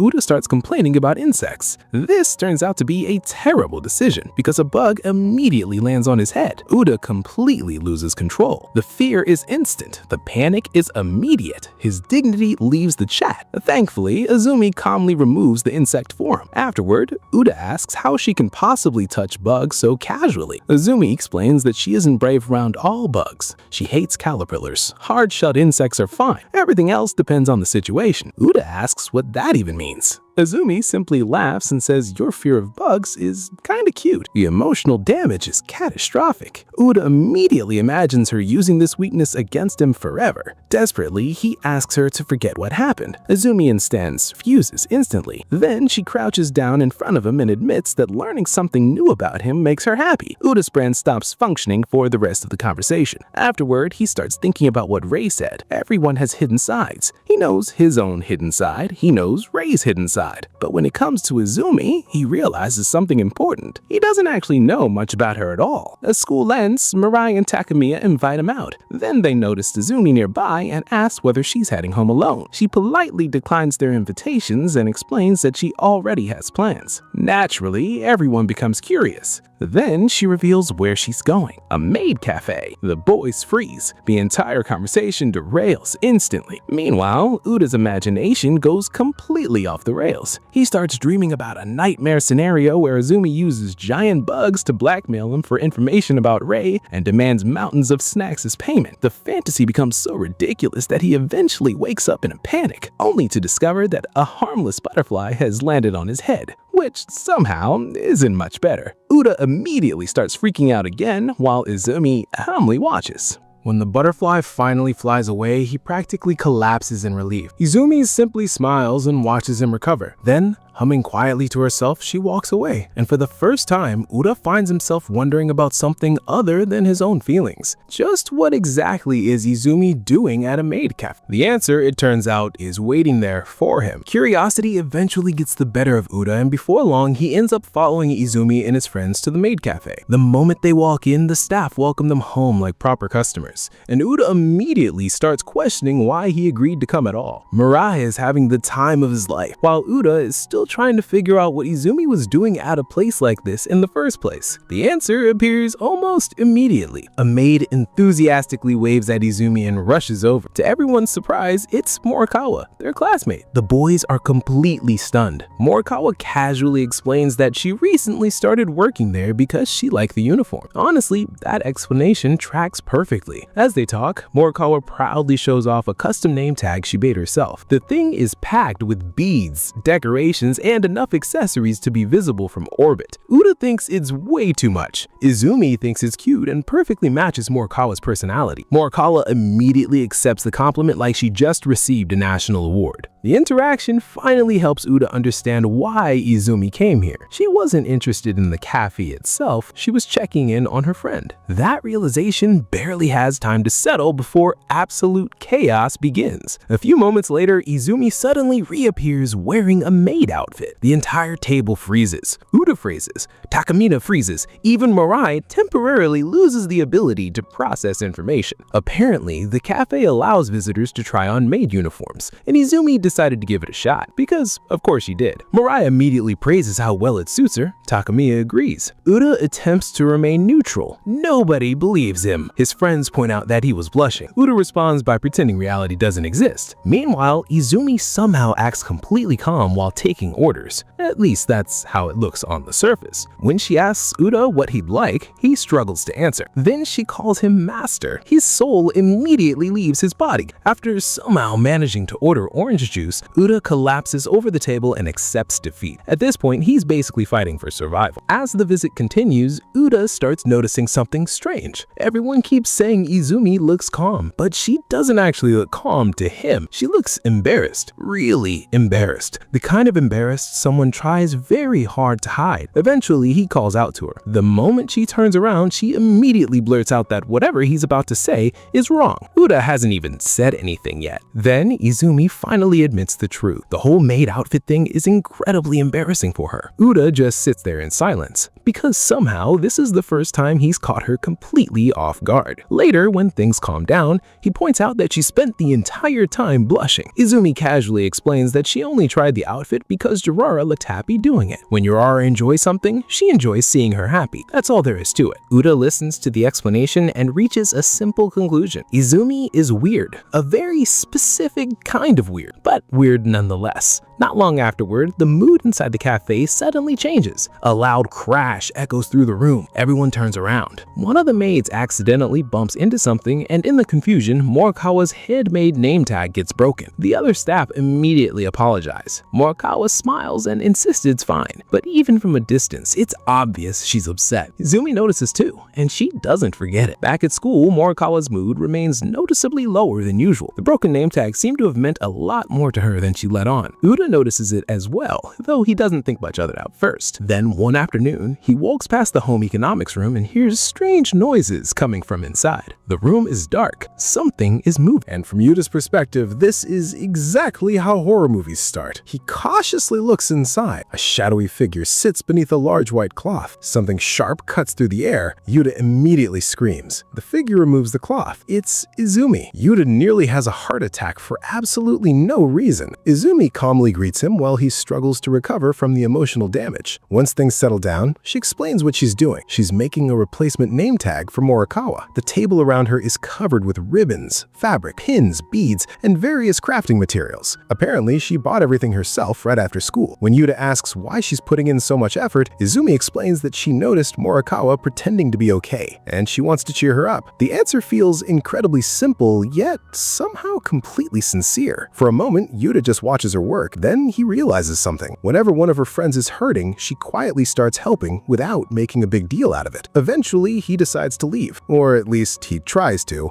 A loud crash immediately follows. Yuta turns around and discovers that Izumi has somehow managed to create total chaos all by herself. Supplies are everywhere. Fabric is tangled. Nothing is going according to plan. He tells himself not to get involved. He tells himself to walk away. He tells himself this isn't his problem. Then he turns around and helps anyway, because at this point, that's basically who he is. The two begin working together. Yuta holds materials in place while Izumi cuts and assembles parts of the project. Progress is slow, very slow, mostly because Izumi keeps making mistakes. She drops things. She pricks herself. She nearly damages other materials. At one point, she even causes problems for Yuta while insisting she's perfectly capable. Eventually, Yuta reaches a conclusion. Maybe Izumi isn't a ditz, but whatever category she belongs in is extremely close to one. Naturally, Izumi immediately rejects that assessment. The evidence is not helping her case. As Yuta continues helping Izumi with the replacement name tag, he starts paying closer attention to her. For once, she isn't acting random, mysterious, or impossible to understand. She's completely focused. Watching her carefully sew decorations onto the project, Yuta eventually asks a simple question. Is there really a reason to go this far for a gift? The question makes Izumi pause. For a moment, she looks away before quietly explaining something Yuta never knew. Urala was her very first friend. Not one of her first friends, her first friend. The revelation catches Yuta completely off guard. Izumi explains that Urala was always treated her normally. She never acted uncomfortable around her. She never made her feel different. She simply talked to her like anyone else. And apparently, that meant more to Izumi than Urala probably realizes. As she continues talking, Yuta learns that Urala was also the person who introduced her to things like fashion, accessories, and all the little hobbies she enjoys today. Holding up a sunflower sunflower decoration, Izumi quietly says that being with Urara made her world feel bigger, so if her friend is hurting, she wants to do something for her in return. For the first time, Yuta hears her openly talk about her feelings, and honestly, it surprises him. He had always assumed she floated through life without thinking too deeply about things. Turns out, he was completely wrong. The more he listens, the more he realizes that the version of Izumi he imagined in his head doesn't really exist. She's a lot more thoughtful than he gave her credit for. The next morning, Yuta's mood immediately crashes. Someone leaves a decorated gift bag in his locker. For about 3 seconds, it looks promising. Then he reads the attached note. The message asks him to enjoy the snack that was supposedly made with love, and then, as a bonus,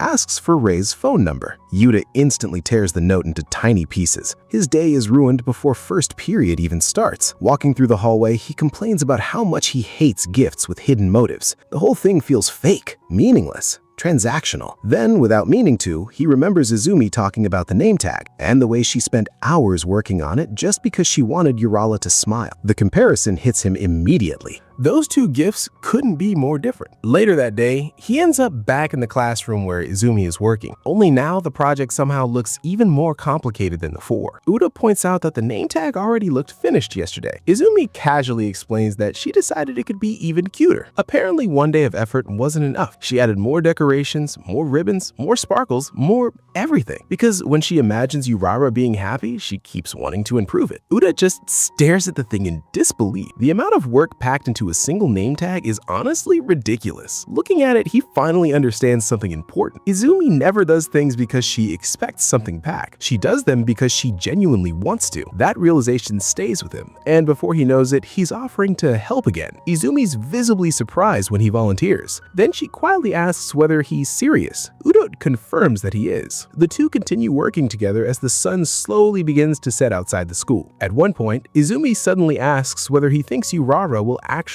like the gift. The question catches him off guard, not because the answer is difficult, because Izumi sounds genuinely nervous. Uda reassures her, and while looking at her, he realizes something else. She really is different from anyone he's met before. Eventually, the gift is completed. Later, Uda watches from a classroom window as Izumi presents it to Urara. The reaction is immediate. Urara absolutely loves it. She practically explodes with happiness and immediately hugs Izumi while thanking her. Watching the two celebrate together, Uda can't help smiling. Then he notices something hanging from his hand, a strange little handmade ornament, his own gift. Earlier, Izumi had casually dropped it into his hand as a thank you for helping Izumi, a small handmade decoration she created herself. At the time, Uda tried pretending he didn't want it. Nobody was fooled, especially not Izumi. Now that he's alone, he stares at it and wonders why such a simple object makes him so happy. The answer never arrives. Only the embarrassment does. A little later, the two talk again. Izumi teases him about getting scared by the giant pile of fabric she hid under earlier. Uda fires back by pointing out that she gets startled easily too. As if the universe wants to prove his point, a bird suddenly flaps its wings nearby. Izumi jumps immediately. Uda doesn't let that one go. Meanwhile, back at home, Uda spends an absurd amount of time trying to decide where to put the ornament. On the shelf? Too obvious. On the wall? Too weird. In storage? Too hidden. The fact that he's spending this much time thinking about it is already suspicious enough. Eventually, he settles on a desk drawer. Not because it's perfect, because he has to put it somewhere before his family starts asking questions. Not long afterward, another strange rumor starts spreading around school, as several girls claim they've seen Uda and Izumi spending a lot of time together. The gossip quickly reaches Hinagi, and unlike everyone else, she immediately shuts down one particular theory. When the girls suggest that Izumi might be getting close to Uda for Rei's sake, Hinagi flatly rejects the idea. She knows better now. Having watched both of them for a while, she's convinced that neither of them is motivated by anything that shallow.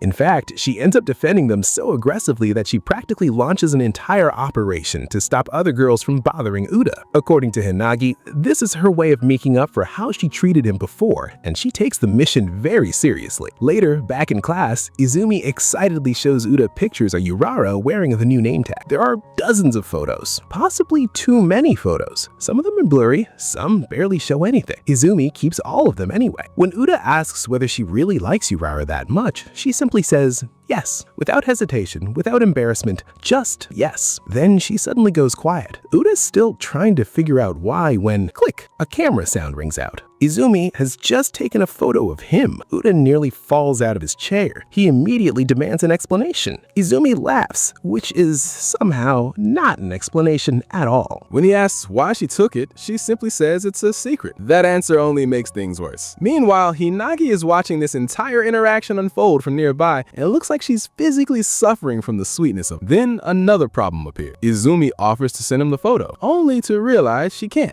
because they don't have each other's contact information. The realization hits everyone at once, including Uda. Izumi calmly points out that if she wants to send him the picture she just took, he'll need to give her his contact detail. Uda freezes completely. His brain immediately stops working. Somewhere nearby, Hinagi prepares popcorn for the next stage of this disaster. Uda stands there completely frozen after Izumi points out the obvious. If she wants to send her the picture she just took, she'll need her contact information, a perfectly normal request. Unfortunately, Uda is not having a perfectly normal reaction. From the classroom doorway, Hinagi watches the entire situation unfold like she's witnessing a major historical event. Meanwhile, Izumi simply waits for an answer. Uda's brain, however, has already shut down. Without warning, he blurts out that he needs a drink and immediately escapes the room. A tactical retreat if we're being generous, a complete panic response if we're being honest. A few minutes later, a bottle of tea drops into a vending machine tray with a loud clatter. Uda stands there staring at it while questioning his life choices. Then a voice suddenly speaks behind him. It's Hinagi. Of course it's Hinagi. She immediately asks what that entire scene was supposed to be. Uda nearly jumps out of his skin. Hinagi calls him rude for being startled and points out that she only came over because he was acting incredibly suspicious. She admits she honestly thought he and Izumi were about to exchange contact. That revelation horrifies Uda. Not only was the moment embarrassing,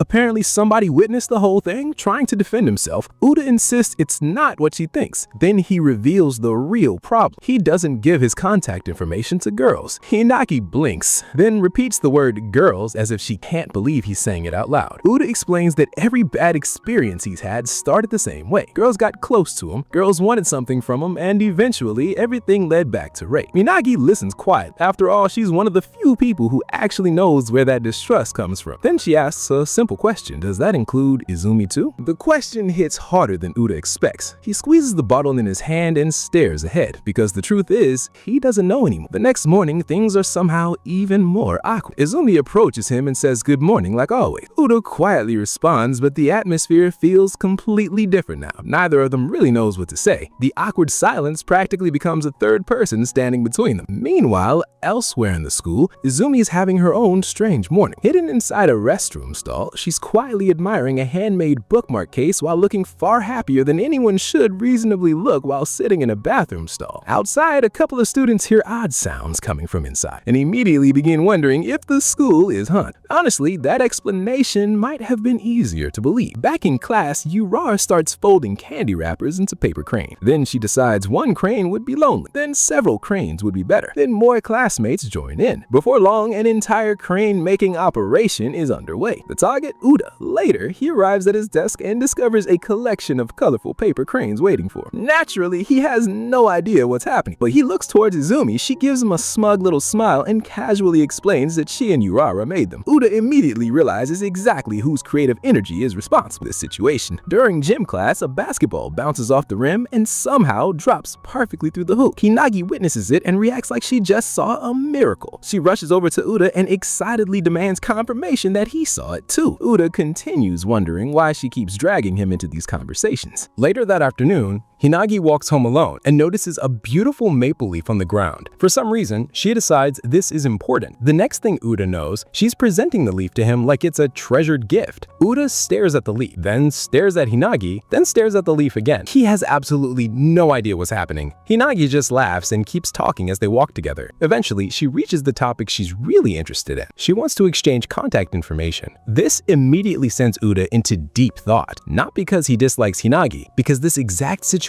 has hurt him before. But Hinagi makes something clear. She wants to know about him, not Rei. Him. For a moment, Uda hesitates. Then he finally hands over his contact information. That night, however, the memory returns as part of a dream. Uda wakes up suddenly and realizes he's still carrying old fears from those experiences. Lying in bed, he scrolls through messages while remembering all the times girls contacted him only to ask about Rei. The memories still sting. Eventually, he reaches the same familiar conclusion. It's safer to not trust anyone, safer to not expect anything. Then another thought appears. Should that apply to Izumi too? The question follows lulls him into the next day. To distract himself, he agrees to hang out with Takayama and Murai. The three spend the day jumping on trampolines, playing games, bowling, and attempting activities they are absolutely not qualified for. Skating in particular goes about as well as you'd expect. By the end of it, everyone's exhausted, at least until a pair of girls from middle school recognize them. For one brief moment, Uda thinks they might actually remember him. Then they immediately start asking about Rei, his school, his popularity, his future, his relationship status,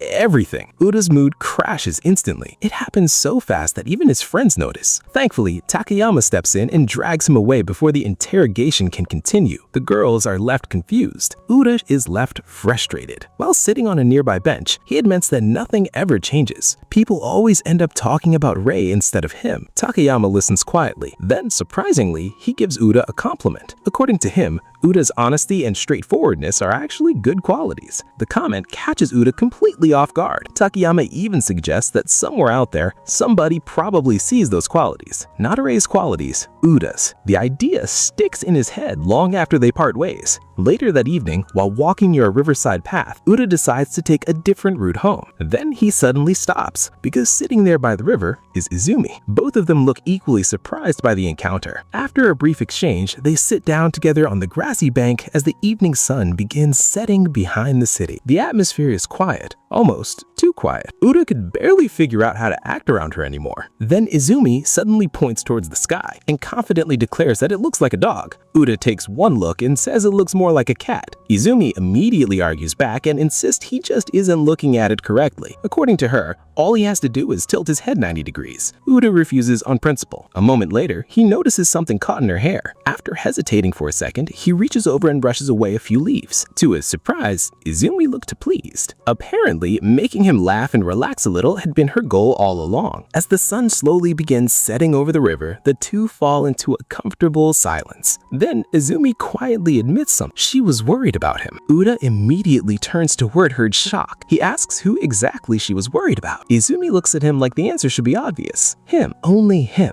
The words completely catch him off guard. For a moment, he can't understand why she would care at all. His mind immediately drifts back to the past, the girls who used him, the messages asking about Rei. The fake kindness, the disappointments. Part of him tries to lump Izumi into the same category, but the more he thinks about it, the less that explanation makes sense. Because unlike everyone else, she's been paying attention to him this entire time. When Izumi notices him thinking again, she casually asks whether something is bothering. Utada immediately asks how she always seems to know. Izumi's answer is surprisingly simple. He's easy to read. She starts listing little things she's noticed over the months. His excitement whenever he gets his favorite candy. The way he struggles to stay awake after gym class. How relieved he looks when he answers a question correctly. Tiny details nobody else would normally mention. As Utada listens, something finally clicks. She wasn't watching Rei. She wasn't using him. She wasn't interested in him because of his brother. She had been paying attention to him all along. That realization hits harder than he expects. Looking out across the river, quietly admits something to himself. He never really gave her a chance. He just assumed she was the same as everyone else. When Utada finally looks at her again, Izumi gives him a gentle smile, and for the first time, Utada starts believing that maybe he was wrong about her. His face turns bright red almost immediately, not because he has all the answers, because he suddenly wants them. Then Izumi brings up the contact information again. This time, she asks without teasing, without joking, just honestly. Utada clenches his hand against the grass. His heart is racing. His thoughts are a mess. But eventually, he blurts out the truth. He wants to know more about her. The moment the words leave his mouth, he realizes how they sounded. His face instantly turns red enough to qualify as a health hazard. Meanwhile, Izumi simply stares at him with wide eyes, trying desperately to recover. Utada asks if they can exchange contact information. Izumi giggles, then happily agrees. A few moments later, their phones touch and the exchange is complete. Just like that, the thing Utada had been avoiding for so long finally happens. Afterward, Izumi admits she was actually lonely when he rejected her request the first time. The confession surprises him. Even more surprising is how casually she says it. Utada apologizes awkwardly while wondering why she would feel that way. Izumi just smiles and wonders about that herself, which somehow creates even more question. Even after exchanging contacts, Utada can't completely silence his fears. Part of him still worries about being hurt again. Part of him still worries he's making a mistake. But another part wants to believe her, and for now, that's enough. As they sit together by the river, Utada realizes he genuinely wants to learn more about her than ever before. Later on, the story briefly shifts to Utada hanging out with Mirai and Takamiya. When they pass a capsule machine,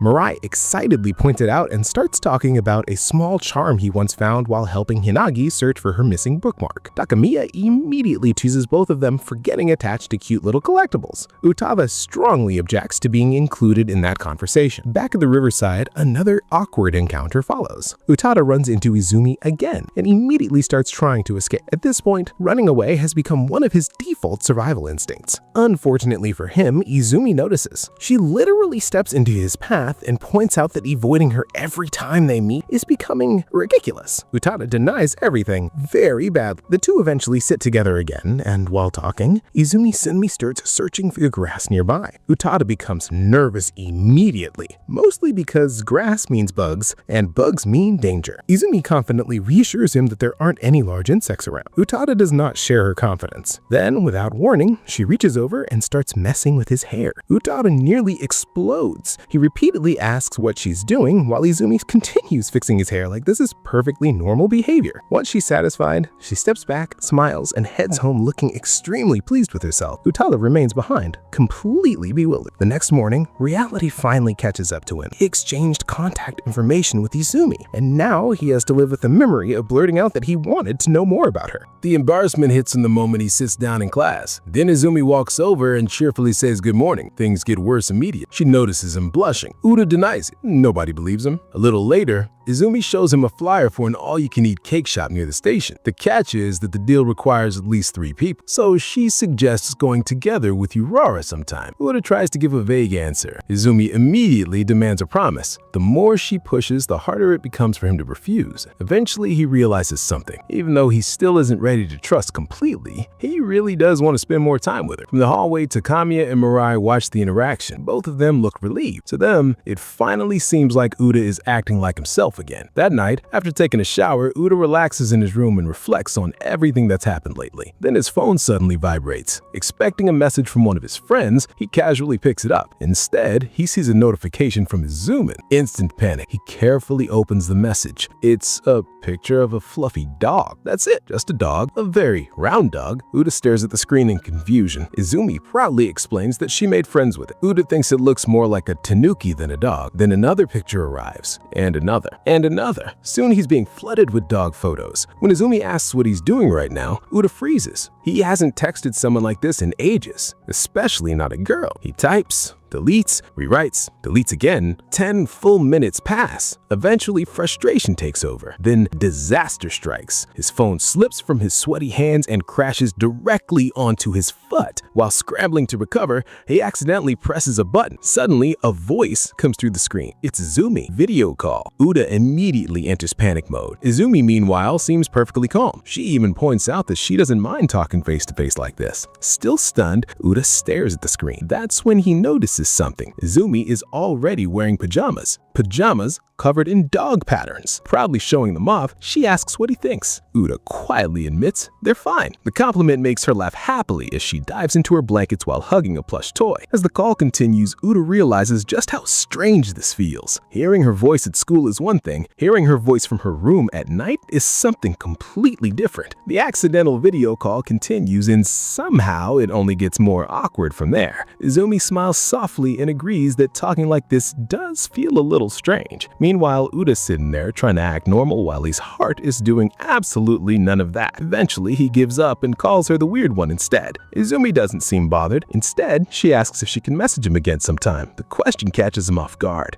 After everything that's happened, Uda realizes there are still a lot of things he doesn't know about her. And for the first time, that doesn't make him nervous. It makes him curious. After a short pause, he quietly agrees. Satisfied, Izumi smiles. Then Uda asks why she messaged him. No answer comes back. He calls your name again. Still nothing. A moment later, he realizes what happened. She fell asleep right in the middle of the conversation. Uda stares at a screen in disbelief. This girl started a conversation, sent him dog photos, asked to talk again, and then immediately fell asleep before explaining any of it. At this point, trying to predict her behavior is a lost cause. Not knowing what else to do, he worries about waking her up, but also worries about leaving the call winning all night. Eventually, he decides to quietly end the call himself. Even that somehow becomes stressful. When the screen finally goes dark, Udo lets out a long sigh. Then he admits something he'd never say out loud. Izumi really has him completely off balance. Unfortunately, after all of that, sleep becomes nearly impossible. The rest of the night is basically Udo versus his own thoughts, and his thoughts are winning. The next morning doesn't help. Rei immediately notices that Udo looks exhausted and points out that his hair is a complete disaster. Then he casually asks if Uda was talking to someone on the phone last night. Uda nearly stops breathing. Apparently, Rei overheard him asking somebody what they wanted. Uda immediately tries to deny everything. According to him, he was probably sleep talking. Rei is not convinced. At school, Uda notices a piece of candy that Izumi gave him. Curious, he unwraps it and starts tasting it. A second later, Izumi suddenly appears right beside again, because apparently she has mastered teleportation. She leans in close and asks if the candy is good. The question itself isn't a problem. The distance is the problem. Uda awkwardly admits it tastes good. Izumi looks happy. Apparently sharing something she likes with him was enough. A little later, she notices his messy hair and points it out immediately. Uda explains that his bedhead simply refused to cooperate this morning. Izumi finds this hilarious. Before he can escape, she starts poking his hair with the stick while laughing at the strange shape. Uda loudly reminds everyone that he's a human being. Nobody takes his complaints seriously. A few days later, the tables turn. This time, Uda catches Izumi with bedhead. She immediately claims it was intentional. The excuse lasts approximately 3 seconds. Then she rushes off to fix it. When she returns, her face is bright red. Urara apparently helped repair the damage. Uda quietly notes that it was definitely bedhead after all. Soon, another problem appears. Final exams. Urara immediately enters panic mode. According to her, remedial classes would completely destroy her summer plans involving beaches, festivals, camping, and basically every fun activity imaginable. Meanwhile, Takamiya and Mirai seem strangely relaxed. Uda insists he'll be fine too. Nobody believes him, especially after his earlier math disaster. Eventually, Mirai suggests forming a study group. The idea gains support almost instantly, and before Uda can properly object, a location gets chosen. It's Sumi's house. The next thing Uda knows, he's standing outside a massive home trying to process what he's looking at. The place is huge. The kind of house that makes you wonder if you've accidentally arrived at the wrong address. Since he arrives early, he considers killing time elsewhere. Then Izumi appears carrying a huge bag of groceries. She happily welcomes him and points out that he's 30 minutes early. Since nobody else is home, she invites him in. Uda immediately becomes nervous. Izumi immediately becomes excited about snacks. Some things never change. Inside the house, Uda starts looking around. Several large trophies catch his eye, including one from a piano competition. At the same time, he notices an enormous snack collection that looks capable of supporting an entire sports team. The contrast is incredible. Elegant trophies and a mountain of chips. Eventually, Izumi brings him a drink and a snack. What immediately catches his attention isn't the food, it's the plate. A crab-shaped plate holding snacks in its claws. Izumi proudly asks whether it's cute.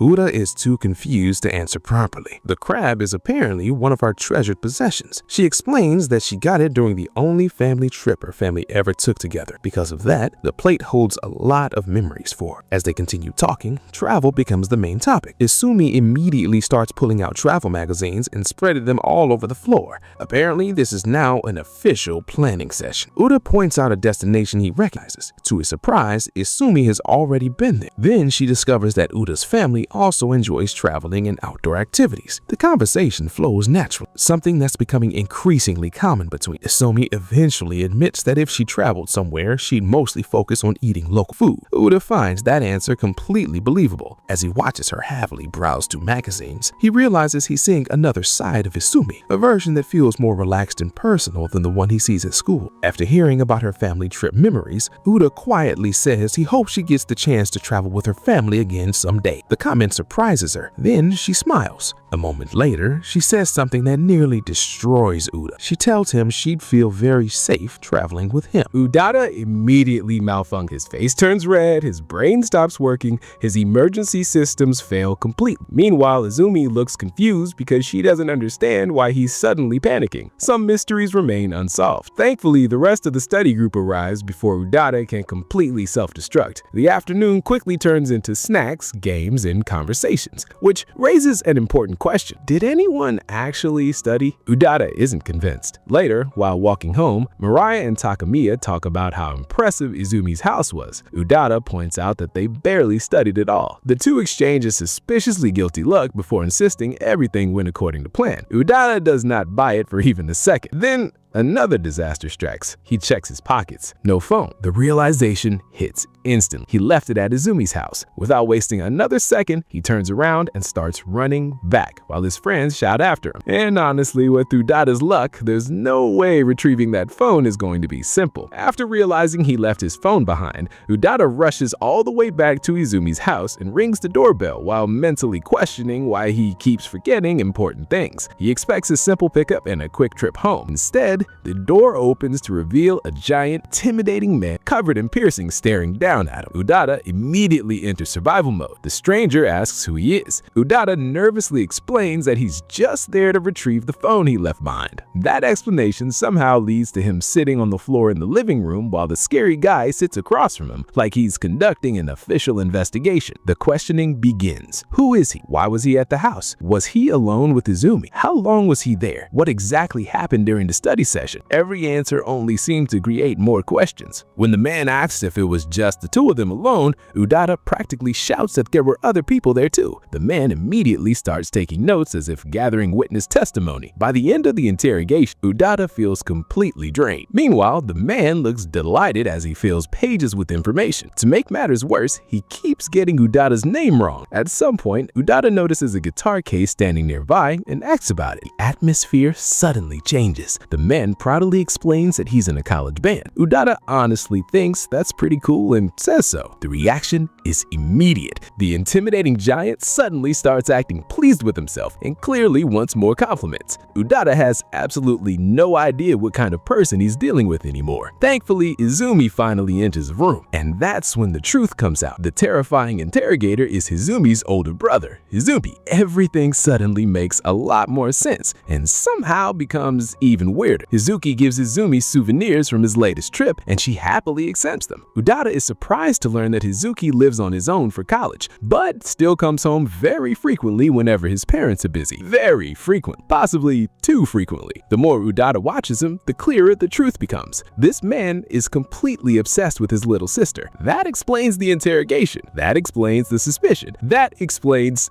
everything. At one point, Izuki even claims that Izumi shouldn't be left alone because weird people might show up. Then he points directly at Udada. Udada is deeply offended. Unfortunately, nobody seems interested in defending it. When the conversation shifts back to the missing phone, Izumi goes to retrieve her own phone so they can call it and locate Udada's, which leaves Udada alone with Izuki, which is the last thing he wanted. Almost immediately, Izuki asks if they are close. Udada stumbles through an awkward explanation, insisting they're not particularly close. Izuki doesn't look convinced. Then, the older brother says something interesting. According to him, Izumi has always struggled to express herself properly. People often misunderstand her because she doesn't communicate her feelings very well. Hearing that catches Udada's attention because it's exactly the kind of thing he's been trying to understand about Izumi. Then comes the question, the dangerous question. What does he think of Izumi? Ude freezes. Izuki waits patiently. The pressure becomes unbearable. Eventually, Ude gives an honest answer. He admits that he's someone who constantly doubts himself and lacks confidence, but when he thinks about Izumi, certain memories always come back. The way she encouraged him, the way her words pushed him forward, the way she always seems to cut through his doubts without even trying. As he struggles through the explanation, Ude finally says what he's really been feeling. He thinks she's amazing. The room goes silent. What Ude doesn't know is that Izumi is standing outside the door listening to every single word. Inside, Izuki suddenly starts blushing. Ude immediately demands an explanation because he doesn't understand why the older brother is the one getting embarrassed. Honestly, neither do we. After clearing his throat, Izuki returns the phone and suggests that they should talk again sometime. That statement immediately fills Uda with dread. As he leaves, Izumi quietly acknowledges that he's heading home while trying to hide her own embarrassment. Meanwhile, Izuki watches Uda leave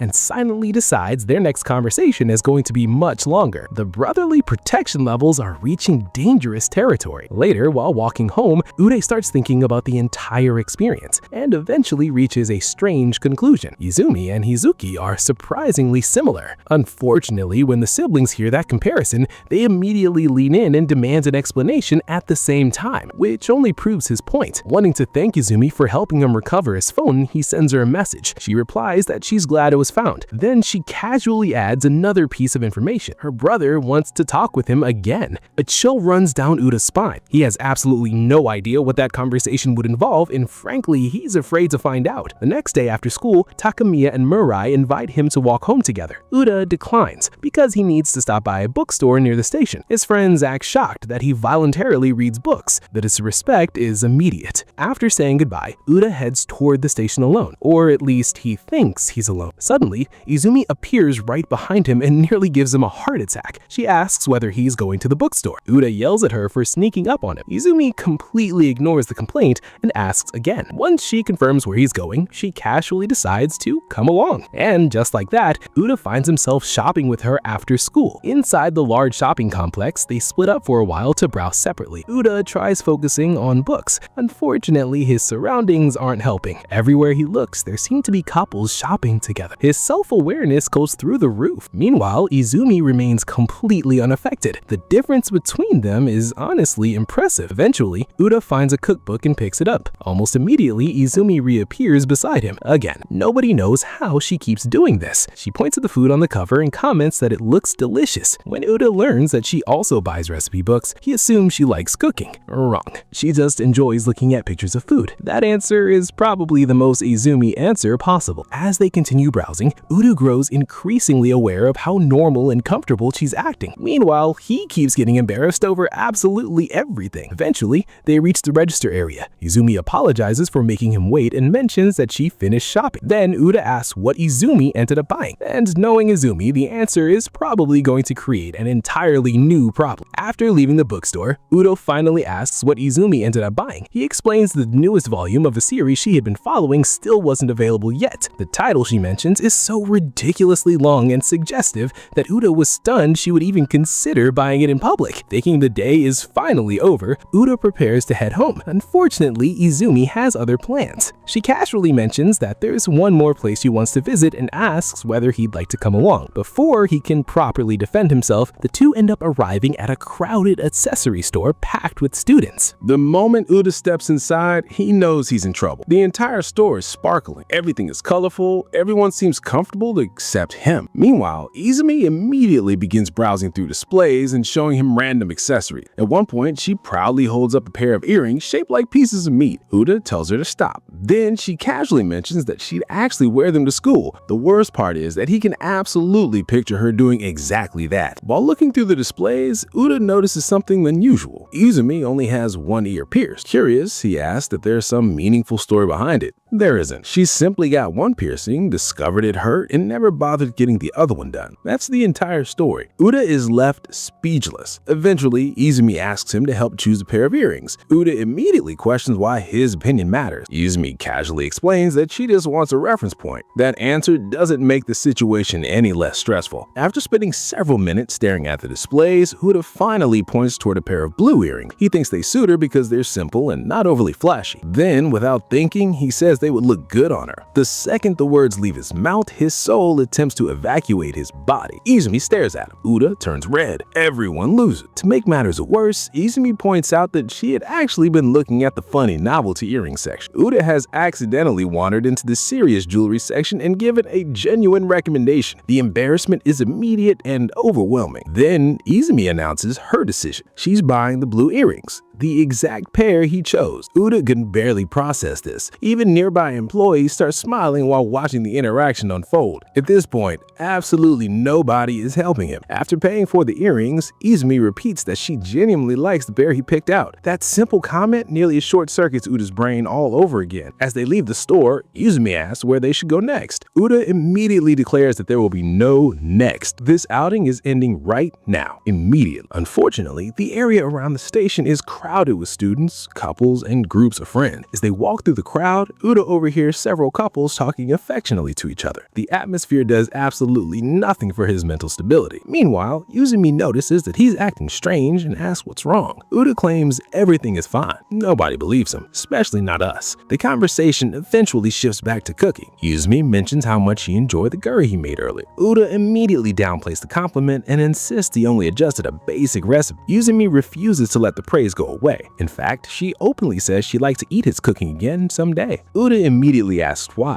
Her answer is simple, because she liked it. Then she volunteers to help him cook in the future. When Uda asks exactly what she'd contribute, Izumi proudly announces that she'll serve as his official taste tester. Honestly, that sounds about right. A little later, she asks if he's ever considered getting piercings himself. Uda instantly rejects the idea. Izumi studies him carefully and says she actually thinks piercings would suit him. The amount of direct attention she's given him becomes unbearable. Uda loudly demands that she stop staring. After a moment, Izumi laughs and tells him he's probably fine the way he is anyway. That comment leaves him even more confused than before, because somehow every conversation with her manages to create 10 new questions. Back at school, attention shifts back to Ray. As usual, he's being treated like a celebrity. When a girl accidentally drops a stack of books in the hallway, Ray immediately helps her pick everything up and even volunteers to carry the books himself. The surrounding students react exactly as expected. To them, Ray is perfect, a prince. Someone who can do no wrong. Girls cheer when he waves. People admire every little thing he does. The legend of Ray continues growing. The funny part is that Ray's inner thoughts tell a completely different story. Behind the smile, he's still anxious, awkward, and painfully aware that people see a version of him that doesn't really exist. He even wonders whether he can keep playing this role forever. For someone everybody considers perfect, Ray seems surprisingly uncertain. Eventually, while delivering books to an empty classroom, Ray unexpectedly runs into Hinagi. The encounter catches both of them by surprise. For Hinagi, however, this is basically a once-in-a-lifetime event. She's trying desperately to act normal. She fails almost immediately. Papers go flying everywhere. As they pick everything up together, Ray notices the class number on the documents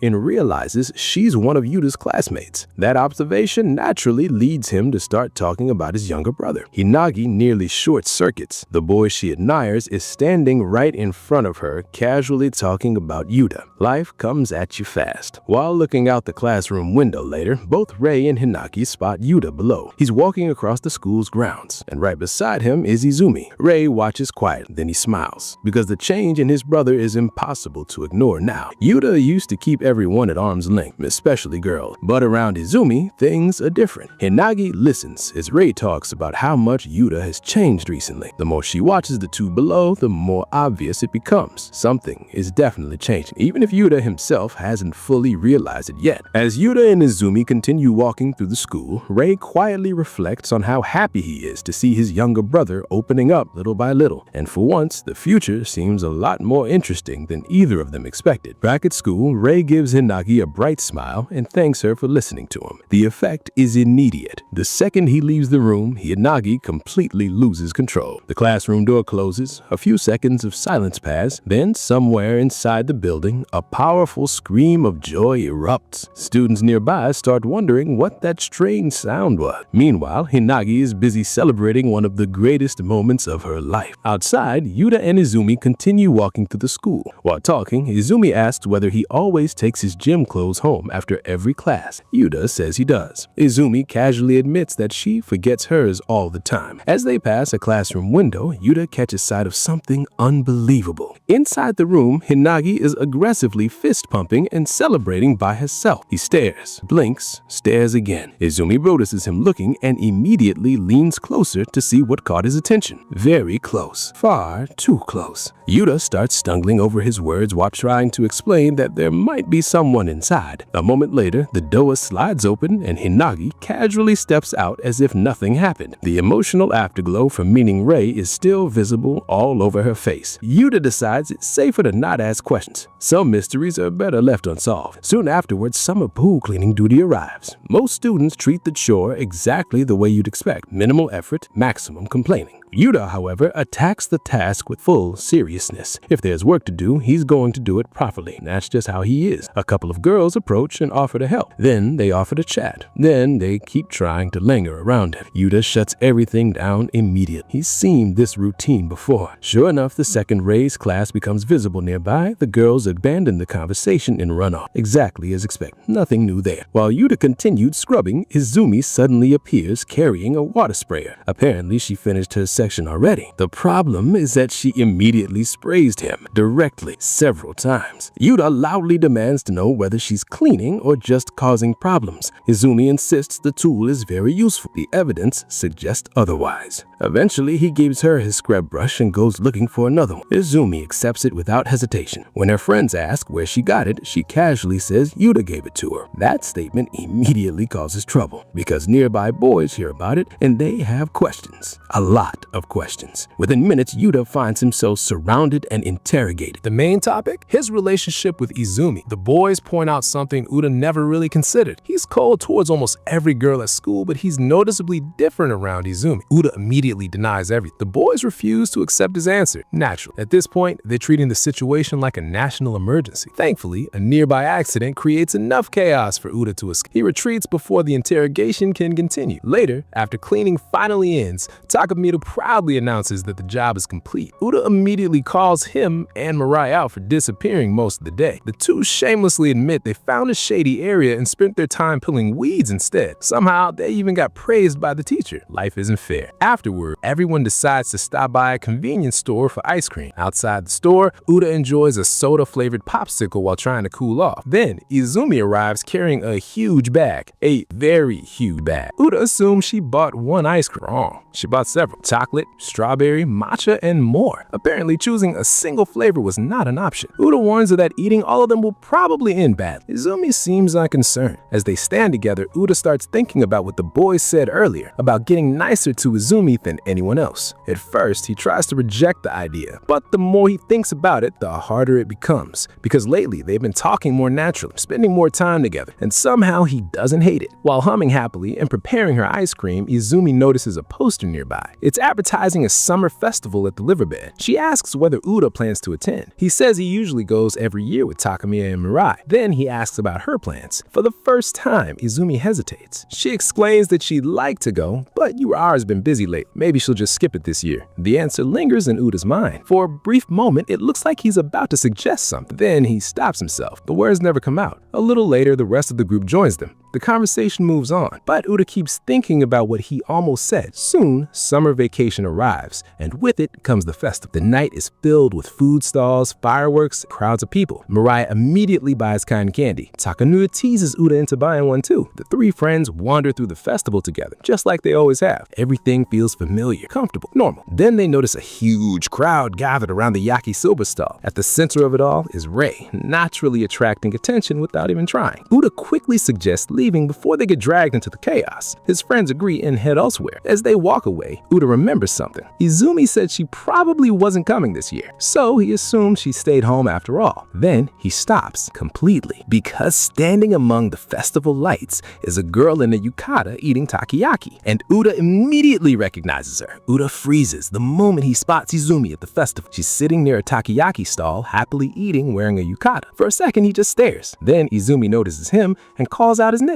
Nearby, Ura spots Takamiya and Mirai and excitedly waves them over. Before long, everyone ends up together. Uda points out that Izumi actually came after all. Izumi explains that Urawa invited. Hearing that, Uda quietly admits that it's good she made it. Izumi simply nods while continuing to eat her takoyaki. The comment surprises even him because the relief he feels is strangely genuine. He really is glad she's here. A moment later, Izumi asks why he never wears a yukata to festivals. Uda starts explaining that one wouldn't suit him. Then he looks at her and immediately loses his train of thought. Izumi notices. Of course she notices. She asks what he was about to say. Uda turns bright red and quickly claims it was nothing. Meanwhile, Urawa drags everyone towards the games. First stop is a shooting gallery. Unfortunately, Urawa's performance can be described as a complete disaster. No prizes, no accuracy, only frustration. Eventually, Mirai takes a turn. It suddenly turns into an expert marksman. One prize after another drop. The stall owner watches in visible despair, while Mirai treats Riara like a legendary hero. Uda quietly admits that Mirai has always been weirdly good at games like this. Afterward, they move on to a water balloon fishing stall. The worker hands equipment to Izumi and asks whether Uda wants to participate too. He tries refusing. Izumi immediately drags him into it anyway. Soon, both of them are crouched beside the water. Uda wonders how he keeps ending up in these situations. Izumi is completely invested, points out a balloon she wants, and admits she's never successfully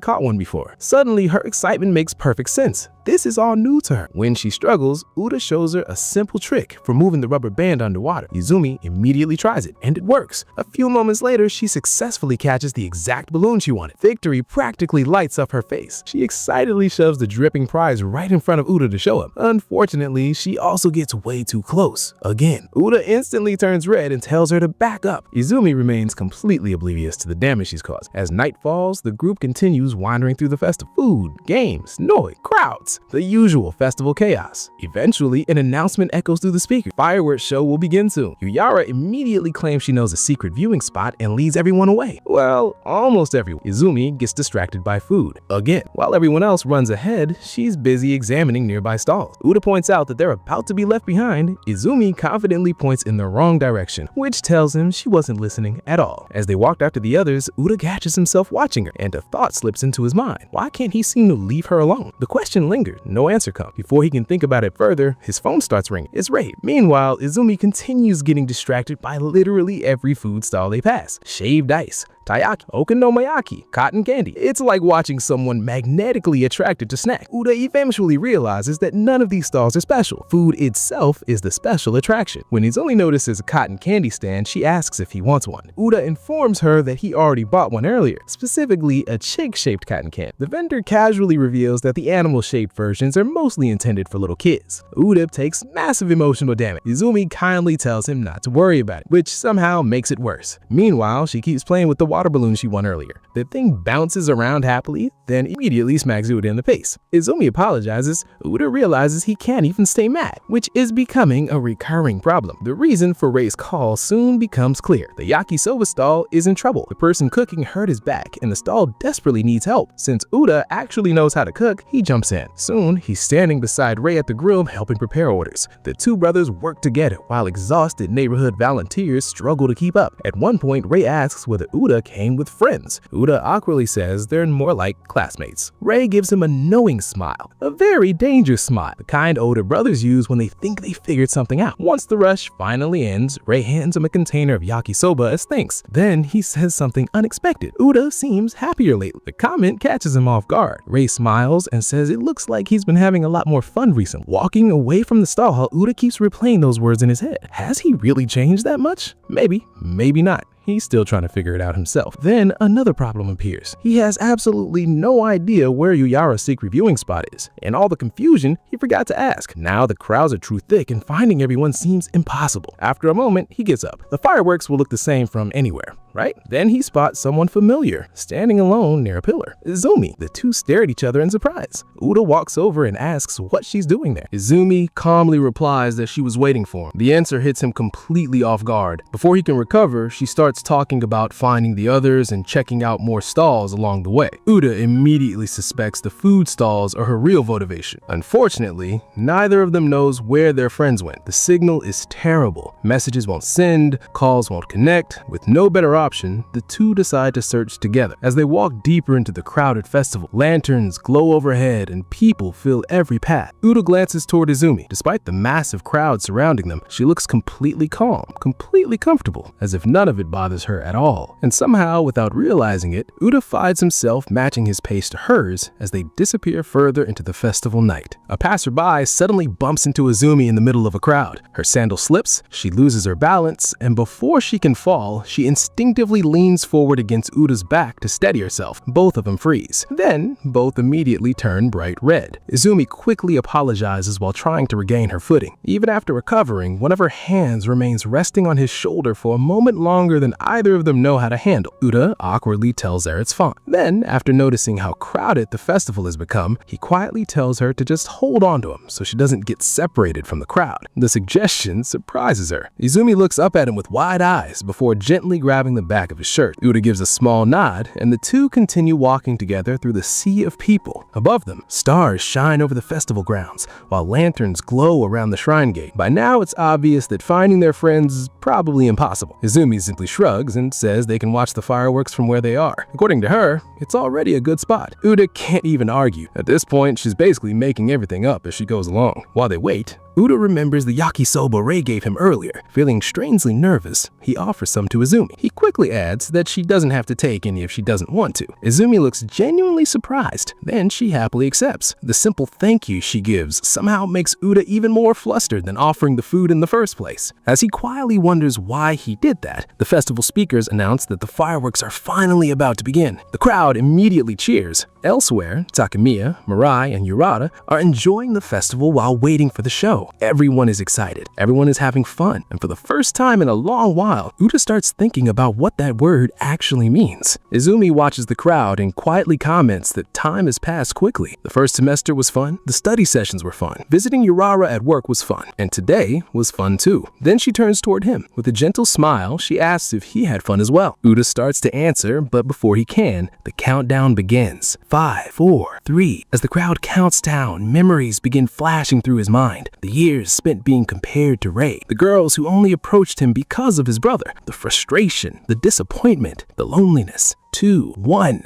A massive firework explodes across the night sky. The crowd erupts with excitement. Izumi gazes upward and quietly says the fireworks are beautiful. Uda doesn't answer immediately. Instead, he looks at her. He remembers Rei saying he'd changed. He remembers classmates asking whether or not Izumi were getting close. He remembers denying it every single time, because honestly, none of it ever felt right. He never intentionally tried to get closer to her. She was just always there, showing up, talking to him, dragging him into things, changing his days little by little. But as fireworks continue lighting up the sky, another realization slowly settles in. Those days became comfortable. Seeing her smile made him happy. Spending time with her stopped feeling unusual a long time ago. Izumi continues watching the fireworks and quietly comments how beautiful they are. This time, Uda understands exactly what he's feeling. Not because somebody told him, not because his friends teased him, not because Rei noticed. He finally reached the answer himself. As the fireworks bloom across the sky, Uda realizes something simple. He genuinely likes being with Izumi. The realization leaves him speechless. Summer vacation's about to begin. School will be over for a while, and suddenly the idea of not seeing her bothers him far more than it should. After gathering his courage, he asks about her plans for summer break. Izumi says she doesn't really have anything planned. Uda clenches his hand. His heart pounds. Then he forces himself to continue. If she's okay with it, he'd like to go somewhere together during the break. Izumi turns toward him in surprise. The crowd cheers as another wave of fireworks explode overhead. For a second, Uda almost retreats like he always does. Almost makes an excuse. Almost takes it back. But this time, he stops himself. When Izumi asks where he wants to go, Uda finally says what's really on his mind. It's not about a specific place. He just wants to see her. The second those words leave his mouth, both of them turn bright red. Immediately, he starts trying to explain himself, then tries to explain the explanation, then gets completely lost halfway through. Izumi watches him struggle and starts giggling. Then she gives him a warm smile and quietly says she feels the same way. She wants to see him too. Uda's heartbeat becomes so loud he can barely hear anything else. The crowd, the fireworks, the festival, everything starts fading into the background. As colorful lights explode across the sky and reflect over the river, Uda stands there stunned, because for perhaps the first time in his life, he's doing something completely unfamiliar. He's being honest about how he feels. The fireworks continue booming overhead, but to Uda, those sounds suddenly seem very far away. Right now, the only thing he can focus on is the girl standing beside him. And with that, the first part of their story quietly reaches a turning point under the summer fireworks. A couple of days pass, and as Uda gets ready to head out, his brother suddenly calls out to him. Apparently, he had forgotten something. His brother also points out that lately, Uda seems completely lost in thought and tells him to pay a little more attention. After all, this was the last day before summer vacation officially started. He gives him a bit of encouragement before sending him on his way, but honestly, that probably wasn't enough to calm Uda down. The moment he starts walking, his thoughts immediately drift back to what Izumi had told him earlier. Summer vacation was starting tomorrow, which also meant their plans were getting closer. And the more he thought about it, the more nervous he became. He couldn't stop wondering why he had invited her in the first place. Every time he tried to think about it, his brain basically hit the emergency shutdown button. Then, as if the universe wanted to make things worse, he happens to spot a movie poster called A Special Summer with a Girl. Yeah, that definitely didn't help. If anything, it only made him even more aware of the situation. Soon, classes begin and the teacher announces the final results. Thankfully, nobody in the class failed. Uda lets out a sigh of relief, but he isn't the only one feeling happy about the news. Izumi looks genuinely pleased as well, especially because Morikawa passed. And now that everyone had made it through, there was nothing getting in the way of her plans for vacation. She casually mentions that she'll be able to go out with him after all. The second those words reach Uda's ears, his entire system crashes. Bro practically slides off his chair. Naturally, the teacher notices and immediately asks if he's okay. Completely embarrassed, Uda quickly says that he's fine, but at this point, even he isn't sure if that's true anymore. Later on, we move over to the library. Uda is helping Izumi put away a huge stack of books she had originally planned to borrow for vacation. Apparently, she expected to be incredibly bored during the break and thought she'd spend most of her time reading. But now, things were different. With a cheerful smile, she explains that she probably won't need all those books anymore since she's going to be spending time with him. And just like that,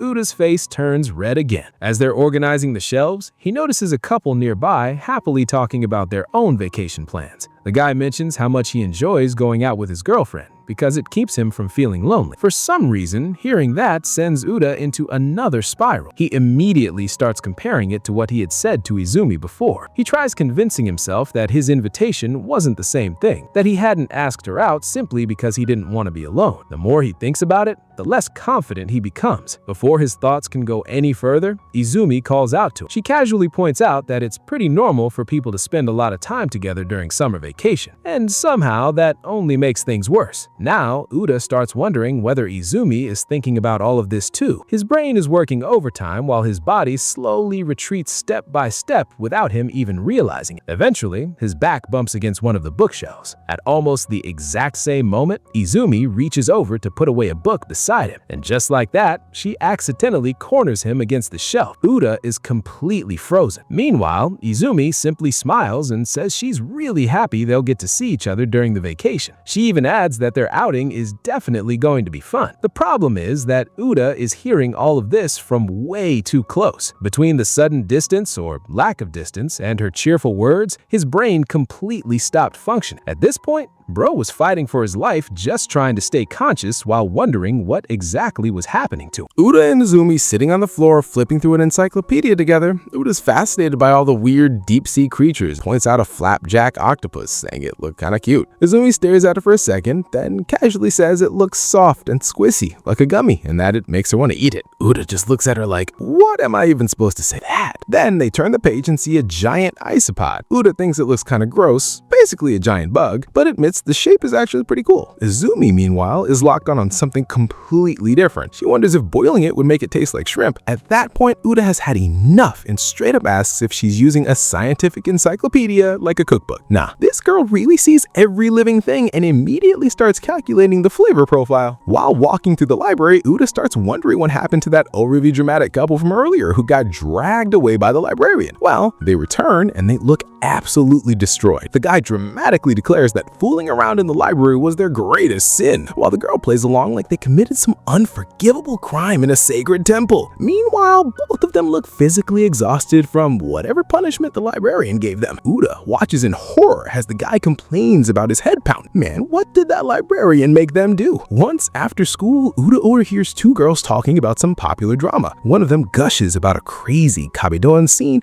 and says she wishes a hot guy would pin her against the wall like that. Uda freezes. Kabidon. He pieces it together from the sound effect, the slam against the wall. Then it hits him. He was literally on the receiving end of one from Izumi earlier. The realization hits so hard, he covers his face in embarrassment. My guy is mentally shutting down in public. Soon, summer fully kicks in. Cicadas is screaming, sunflowers are blooming, and the group heads out to the mountains for their river trip. Everyone cheers the moment they see the clear water like they've reached paradise. Everyone except Uda, who already looks tired just from watching their energy. He asks why everyone's this excited over a river, and the others explain that since they missed seeing fireworks together, Morikawa wanted to do something summery instead. So this trip happened. Uda points out that summer outings are usually at the beach, right? But they remind him beaches are overcrowded and Izumi can barely swim anyway. She smugly insists she can float a little. Uda internally decides that still counts as a weak swimmer and wonders what she's thinking about it. As he watches everyone having fun, Uda thinks back to the promise he made with Izumi to hang out. Even now, that promise keeps lingering in his mind. He glances at Urai just as Midai proudly reveals he brought a watermelon for the group, and everyone starts figuring out how to cool it in the river. Then Izumi calls over Uda. She's standing in the shallow water and says it feels really nice. Uda asks if she should really be in the water considering she can't swim, but she just tells him to come in too. The moment he steps into the river, he shivers from the cold. Izumi smiles like she already knew that would happen. Then she calls him over to show her something, a pretty stone she found underwater. She hands it to him and then gives him another, and another, and another. Uda tells her he really doesn't need an entire rock collection. He asks why she keeps giving them to him instead of keeping them herself. Izumi blushes slightly and admits keeping them all feels wrong somehow. That catches Uda off guard, and he actually laughs. A real laugh. He calls her weird. Izumi pauses and just stares at him. But despite everything he said, she continues placing more stones into his hands. Uda immediately starts yelling again, asking if she listened to literally anything he said. Back on shore, Takamiya, Urara, and Murai watch the two in the river. One of them casually points out that those two always look like they're having fun together. Uda turns bright red from that comment. Meanwhile, Urara gets blindfolded to play watermelon smashing while everyone cheers. The day keeps rolling with everyone messing around in the river. Eventually, Uda and Izumi take a break and sit together on a tarp while the others keep playing nearby. Izumi happily eats watermelon and comments on how much they've been today. Uda agrees while watching the others somehow still bursting with energy. Izumi rubs her stomach and says she's completely full. Uda says that's not surprising considering how much she ate. As things quiet down, Uda starts thinking. He watches everyone playing and wonders if this trip was really worth it. Then he looks at Izumi. She genuinely seems happy, and that alone makes him feel like the trip was a good idea. Then Izumi suddenly breaks the silence. She asks what they're doing next time. Uda freezes. She asks again, are they going to hang out again? He stammers out a yes, but his brain is already spiraling, can't chill. Wait, does she mean another group outing or just the two of them? His thoughts immediately go into panic mode. No way she means alone, right? Izumi completely ignores the chaos happening inside his head and pulls out a notebook. She says she already researched a bunch of places they could go. Then she casually drops the real bomb. She specifically thought about places the two of them could go together. Uda.exe stops working. She shows him the notebook and it's packed with restaurant and food spot options. Uda suddenly realizes something important. When he invited her out, he really didn't think that far ahead. Now the reality is hitting him. This is actually happening. Izumi notices him spacing out and calls his name. Uda snaps back and awkwardly says he's fine. Then, after struggling to process everything, he tells her he's okay going anywhere she wants.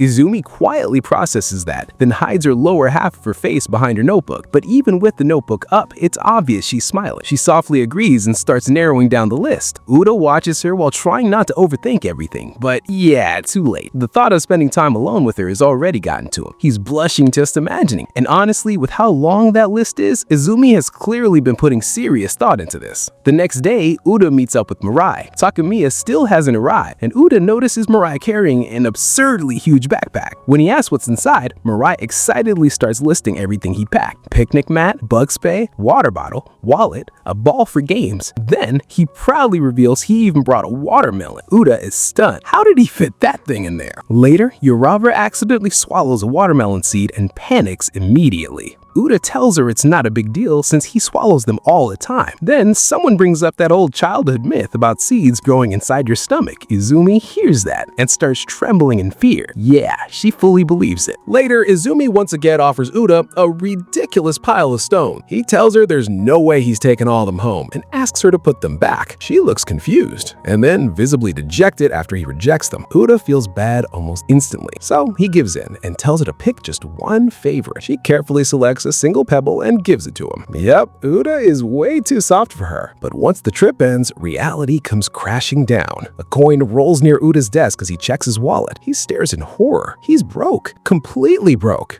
All those recent outings finally caught up to him, and now panic sets in because he remembers something terrifying: his upcoming outing with Izumi. He imagines having to send some pathetic excuse like, "Sorry, I missed the train." Bro's not missing the train. Bro can't even afford the fare. As he collapses in despair, his door suddenly opens. A woman with short dark hair and headphones around her neck appears. It's Yukimura Senpai. Uda immediately recognizes her and groans. She casually greets him with that unreadable expression of hers, while Uda already feels tired just from seeing her. He tries retreating to his room, but she calls him her little brother with a smirk. Ryan happily shows off snacks Yukimura brought over, mentioning her mother sent them. Uda watches the two interact and reflects on Yukimura. He's only met her a few times, but one thing is clear: she's really hard to read. He's never quite comfortable around her. Meanwhile, Ryan looks completely relaxed around her and says he's actually glad they've always ended up in the same class since elementary school. Interesting. Very interesting. And whatever's about to happen next, Uda probably isn't ready. Back at Uda's house, Yukimura Senpai suddenly turns her attention to Uda and immediately notices something's bothering him. Uda's surprised she picked up on it so fast. Then she casually says she has some good news for him. Next thing Uda knows, he's standing inside a family restaurant wearing a waiter uniform with a bow tie. Yeah, he got a part-time job, and judging by his dead inside expression, he still hasn't fully processed how he got here.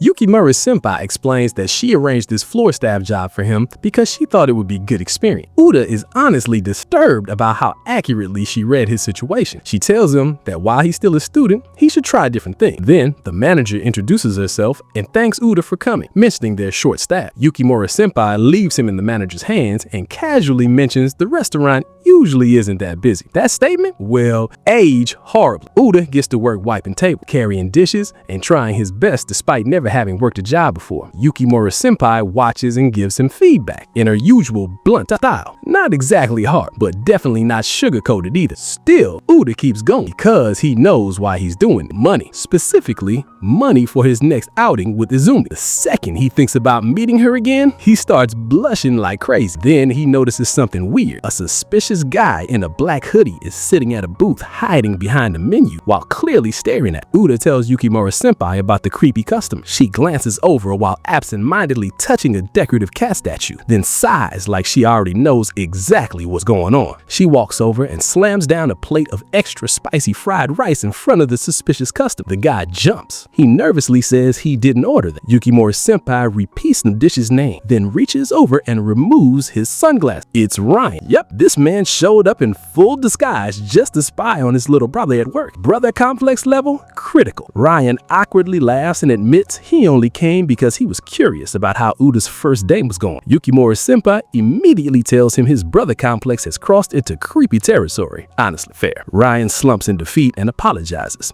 saying he planned to leave after checking on Uda. Then his expression softens a bit. He admits he just felt left out. That catches even Yukimura Senpai off guard. She goes quiet. Then, without saying much, she places a stack of pancakes in front of him. Ryan stares. He asks what it's for. She says it's her treat and starts walking away. Ryan is shocked and asks if she's serious. Yukimura Senpai turns back and for once, her expression softens. She tells him that since he came all the way here, he might as well relax, and once in a while, he should take a breather. Ryan smiles and thanks her. Watching from a distance, Uda realizes something. These two actually understand each other pretty well. Of course, the peaceful moment doesn't last. Suddenly, the restaurant gets flooded with customers. Uda nearly collapses from the chaos and reminds Yukimura Senpai she said the place rarely gets busy. Yeah, about that. Then Uda notices why he got crowded. A bunch of girls have gathered around Ryan's booth, is squealing, gushing about how handsome he is, and basically turning the restaurant into a fan meeting. Even more girls rush in saying they heard a super hot guy was here. And that's when Yukimura Senpai finally snaps. She slams a glass of water onto a table so hard the entire restaurant goes silent. Water splashes everywhere. The room freezes. She slowly turns toward Ryan with an absolutely terrifying aura. Then she gives one order: go home. Ryan doesn't argue. My man instantly accepts defeat and evacuates. Night falls, and after their shift ends, Uda and Yukimura Senpai walk home together. She tells him he did well on his first day. Uda thanks her, but admits he's completely exhausted. He says the job was way harder than he expected. Then she drops more news.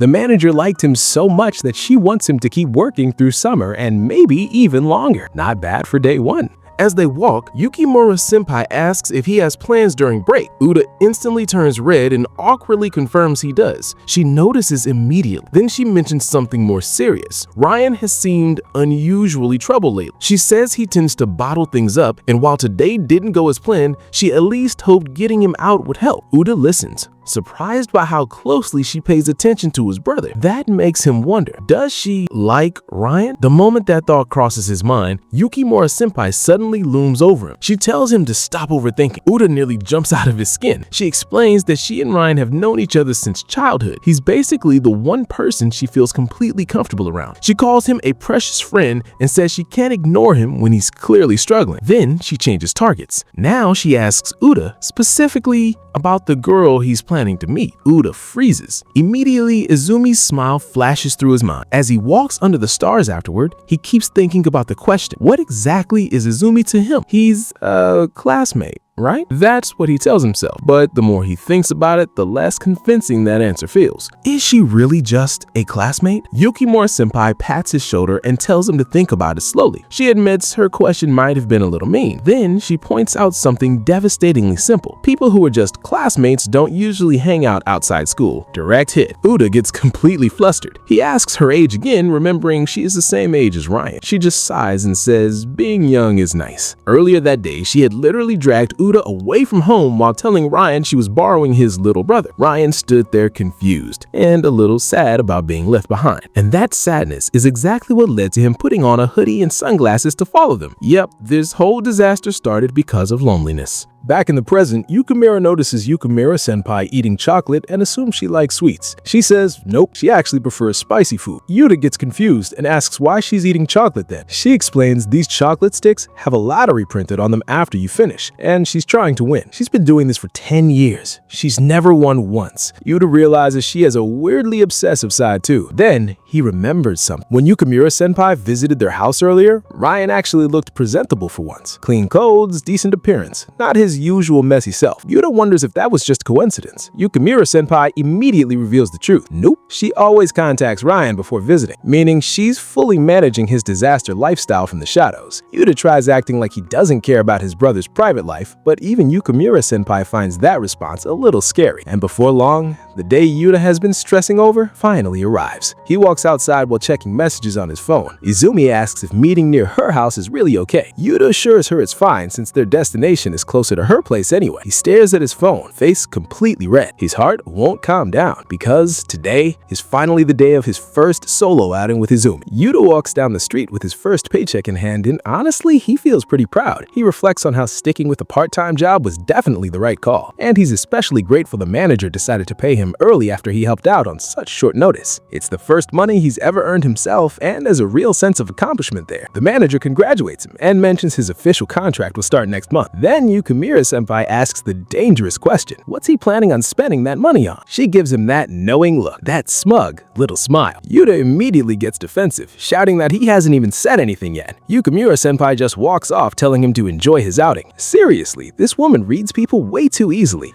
As Yuta heads toward his meeting spot, he keeps trying to calm himself. He repeats the same thing over and over in his head. This is just classmates hanging out. That's all. Totally normal. Then his phone rings. It's Izumi. Yuta answers, but instead of her usual voice, he's greeted by violent coughing on the other end. She apologizes and says she can't make it today. Yuta immediately gets worried and asks if she's okay. Then, crash, thunk, something falls loudly in the background. Yuta panics and asks if she's seriously alright. Izumi insists she's fine, but her voice sounds weak and strained. She explains her parents are out and won't be back until tonight. Yuta listens to her coughing again. Yeah, no, she is absolutely not fine. So he makes a decision. He heads straight to her house carrying a bag full of supplies. When he reaches the front gate, he hesitates. She sounded terrible, so maybe he should just leave the care package at the door instead of bothering her. He bends down to set the bag, and the front door suddenly swings open, straight into his forehead. Yuta recoils in pain. scene. Standing in the doorway is Izumi, wearing a face mask and an oversized hoodie. She looks weak, pale, and clearly running a fever. When she notices him clutching his head, she calls his name in surprise. Inside, she thanks him for coming, though she feels bad for making him come all this way. Yuta quickly notices something important. She's struggling just to open a jelly drink. That's when it fully hits her. She's in way worse condition than she was pretending. Even now, she's trying to act okay. After helping her a bit, Yuta awkwardly says he should probably head home so she can get proper rest. He tells her to sleep well and turns to leave. Then he feels a tug on his shirt. He freezes. Izumi is kneeling on the floor, quietly holding onto his clothes so he can't walk away. Yuta slowly turns around, completely stunned. He asks what she wants. Izumi looks down, shy and feverish. Then she quietly asks him to stay a little longer. Critical damage.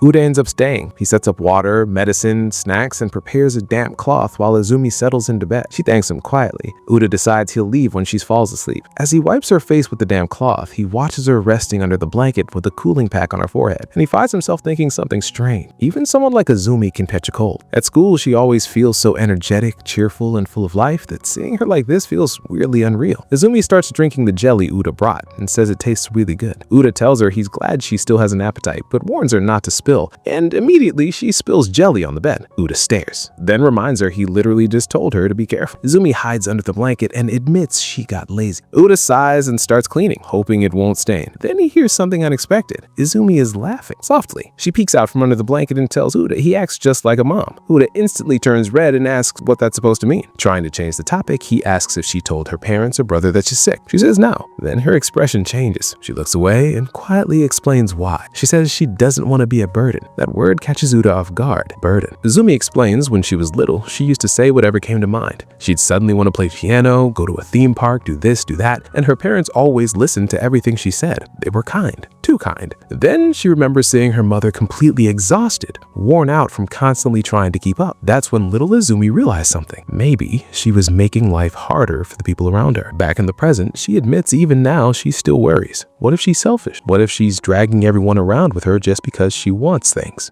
Uda listens quietly. He remembers how she's always excitedly showing travel magazines, restaurant lists, and outing ideas. Now those memories feel different. Izumi suddenly apologizes for saying weird things while sick. Not long after, her voice fades, and she falls asleep. Uda looks at her sleeping face and thinks about everything she said. Later, when she wakes up a little, she thanks him again for bringing supplies and insists she'll treat him next time. She starts listing foods and drinks she can buy him. Uda narrows his eyes and asks if she's sure she isn't just naming things because she's hungry. Izumi laughs and brushes it off. Smooth dot. Then Uda notices a dog plushie sitting on her bed and asks about it. She says it always stays there, but then plushie moves very slightly. Uda stares. Wait, did that thing just move? He looks closer. No way. Maybe he imagined it. The story then flashes back to school. Some girls offer Uda homemade sweets and tell him he could eat them with his older brother. Uda immediately rejects them. No hesitation. The girls walk away disappointed, realizing his defenses are as strong as ever. Uda sighs, knowing those gifts were never really for him anyway. They were just trying to get close to Ryan. Then Izumi calls out to him. She says she has something for him. Uda instantly starts giving his usual rejection speech. He doesn't want whatever random thing she's handing him. Then she reveals it. It's a scented kneaded eraser. Uda pauses, completely baffled. Of all possible gifts, an eraser?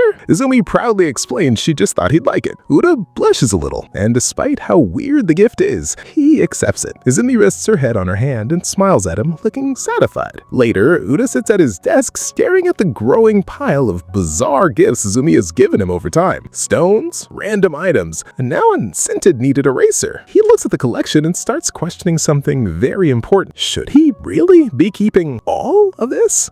He already knows the answer. There's no way he's throwing any of it away. So after everything that happened, Utah is back at his part-time job at the cafe, doing his usual routine and serving customers like normal. One customer thanks him, and while he politely responds, his mind is clearly somewhere else. After that earlier incident, their day out got rescheduled, and Houjou eventually returned to acting like her usual self. When asked how she was feeling, she even replied with the cheerful little "much better," which definitely sounded like her. But yeah, Yuta still can't let it go. While wiping down the counter, he keeps replaying that moment in his head, wondering what he should have said back then. He starts questioning himself, wondering if he's just being selfish and dragging everyone along with his own feelings. And right when this guy is stuck in full overthinking mode, two familiar idiots show up. Mirai and Takamiya walk into the cafe, loudly greeting him like they own the place. Meanwhile, Yuta just stares at them with the most exhausted, dead inside expression imaginable. No reaction, nothing. The two sit down and immediately get confused about why he's just sitting there in front of them instead of taking their order. Yuta casually takes a sip of his drink and tells them his shift literally ended the exact second they walked in. Perfect timing, honestly. Mirai jokingly complains that they came to see him working hard, but Yuta brushes him off. He then recalls how he even ended up with this job in the first place. He only took it because he needed money to go out with someone. Though, to be fair, he was also kind of forced into it. Mirai keeps the teasing going and jokingly asks if Yuta got the job just so he could hang out with them. Yuta immediately shuts that down. Yeah, absolutely not. While Mirai and Takamiya happily look through the menu, chatting away like usual, Yuta slumps in his chair and quietly mutters for someone to just take him home. Since they're already here, the two order food and start eating. Takamiya comments that the fries are actually really good, while Mirai says it still feels weird seeing Yuta working a part-time job. Mirai offers Yuta a fry and recommends a dip combo. Yuta takes one without much energy and quietly eats while listening. Then the conversation drifts toward old memories. Mirai starts talking about how they used to hang out like this back in middle school,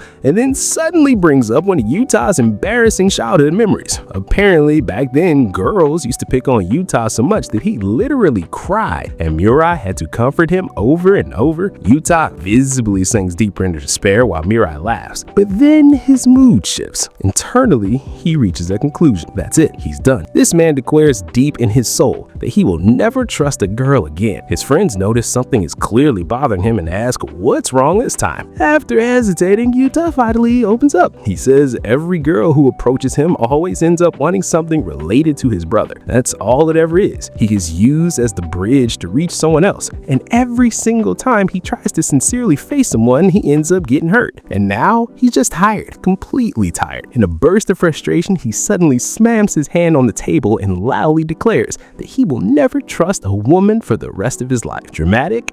Yes. Valid trauma? Also yes. But Mirai calmly raises a finger and cuts him off. He reminds Yuta that this is exactly how he used to be. Sure, Yuta still gets awkward around most girls, but compared to before, he's changed a lot. Mirai points out that he can now talk normally with Hojo-san and Morikawa-chan, and honestly, he seems way better than he used to be. Yuta tries to downplay it. He says talking with Morikawa doesn't really count since she's usually around everyone, and when Hojo gets mentioned, he immediately becomes hesitant. That gets both of them curious. They tell him to stop dodging and just say what's on your mind already. After a few awkward pauses, Yuta finally admits what's actually been bothering him. Someone he knows was feeling down, and when it mattered, he didn't know what to say. Ever since then, he's been stuck thinking about what he should have done. Mirai instantly catches on and grins. Oh, so he's trying to comfort someone. That reaction alone makes Yuta flustered. Takamiya, unlike Mirai, gives a genuinely simple piece of advice. If that's what's bothering him, then he should just tell that person honestly how he feels. Maybe the other person doesn't even think it's a big deal, but seeing them like that affected Yuta this much, then hearing his honest thoughts would probably make them happy. Simple, direct, no complicated strategy, just honesty. Yuta pauses for a moment, then quietly agrees. Yeah, maybe she's right. He says he'll think about it. After letting out a long sigh, Yuta thanks his friends for listening, and right then, Mirai appears. She places something on the table and announces it's like it's the final boss. Their colossal shaved ice. The boys look down and freeze,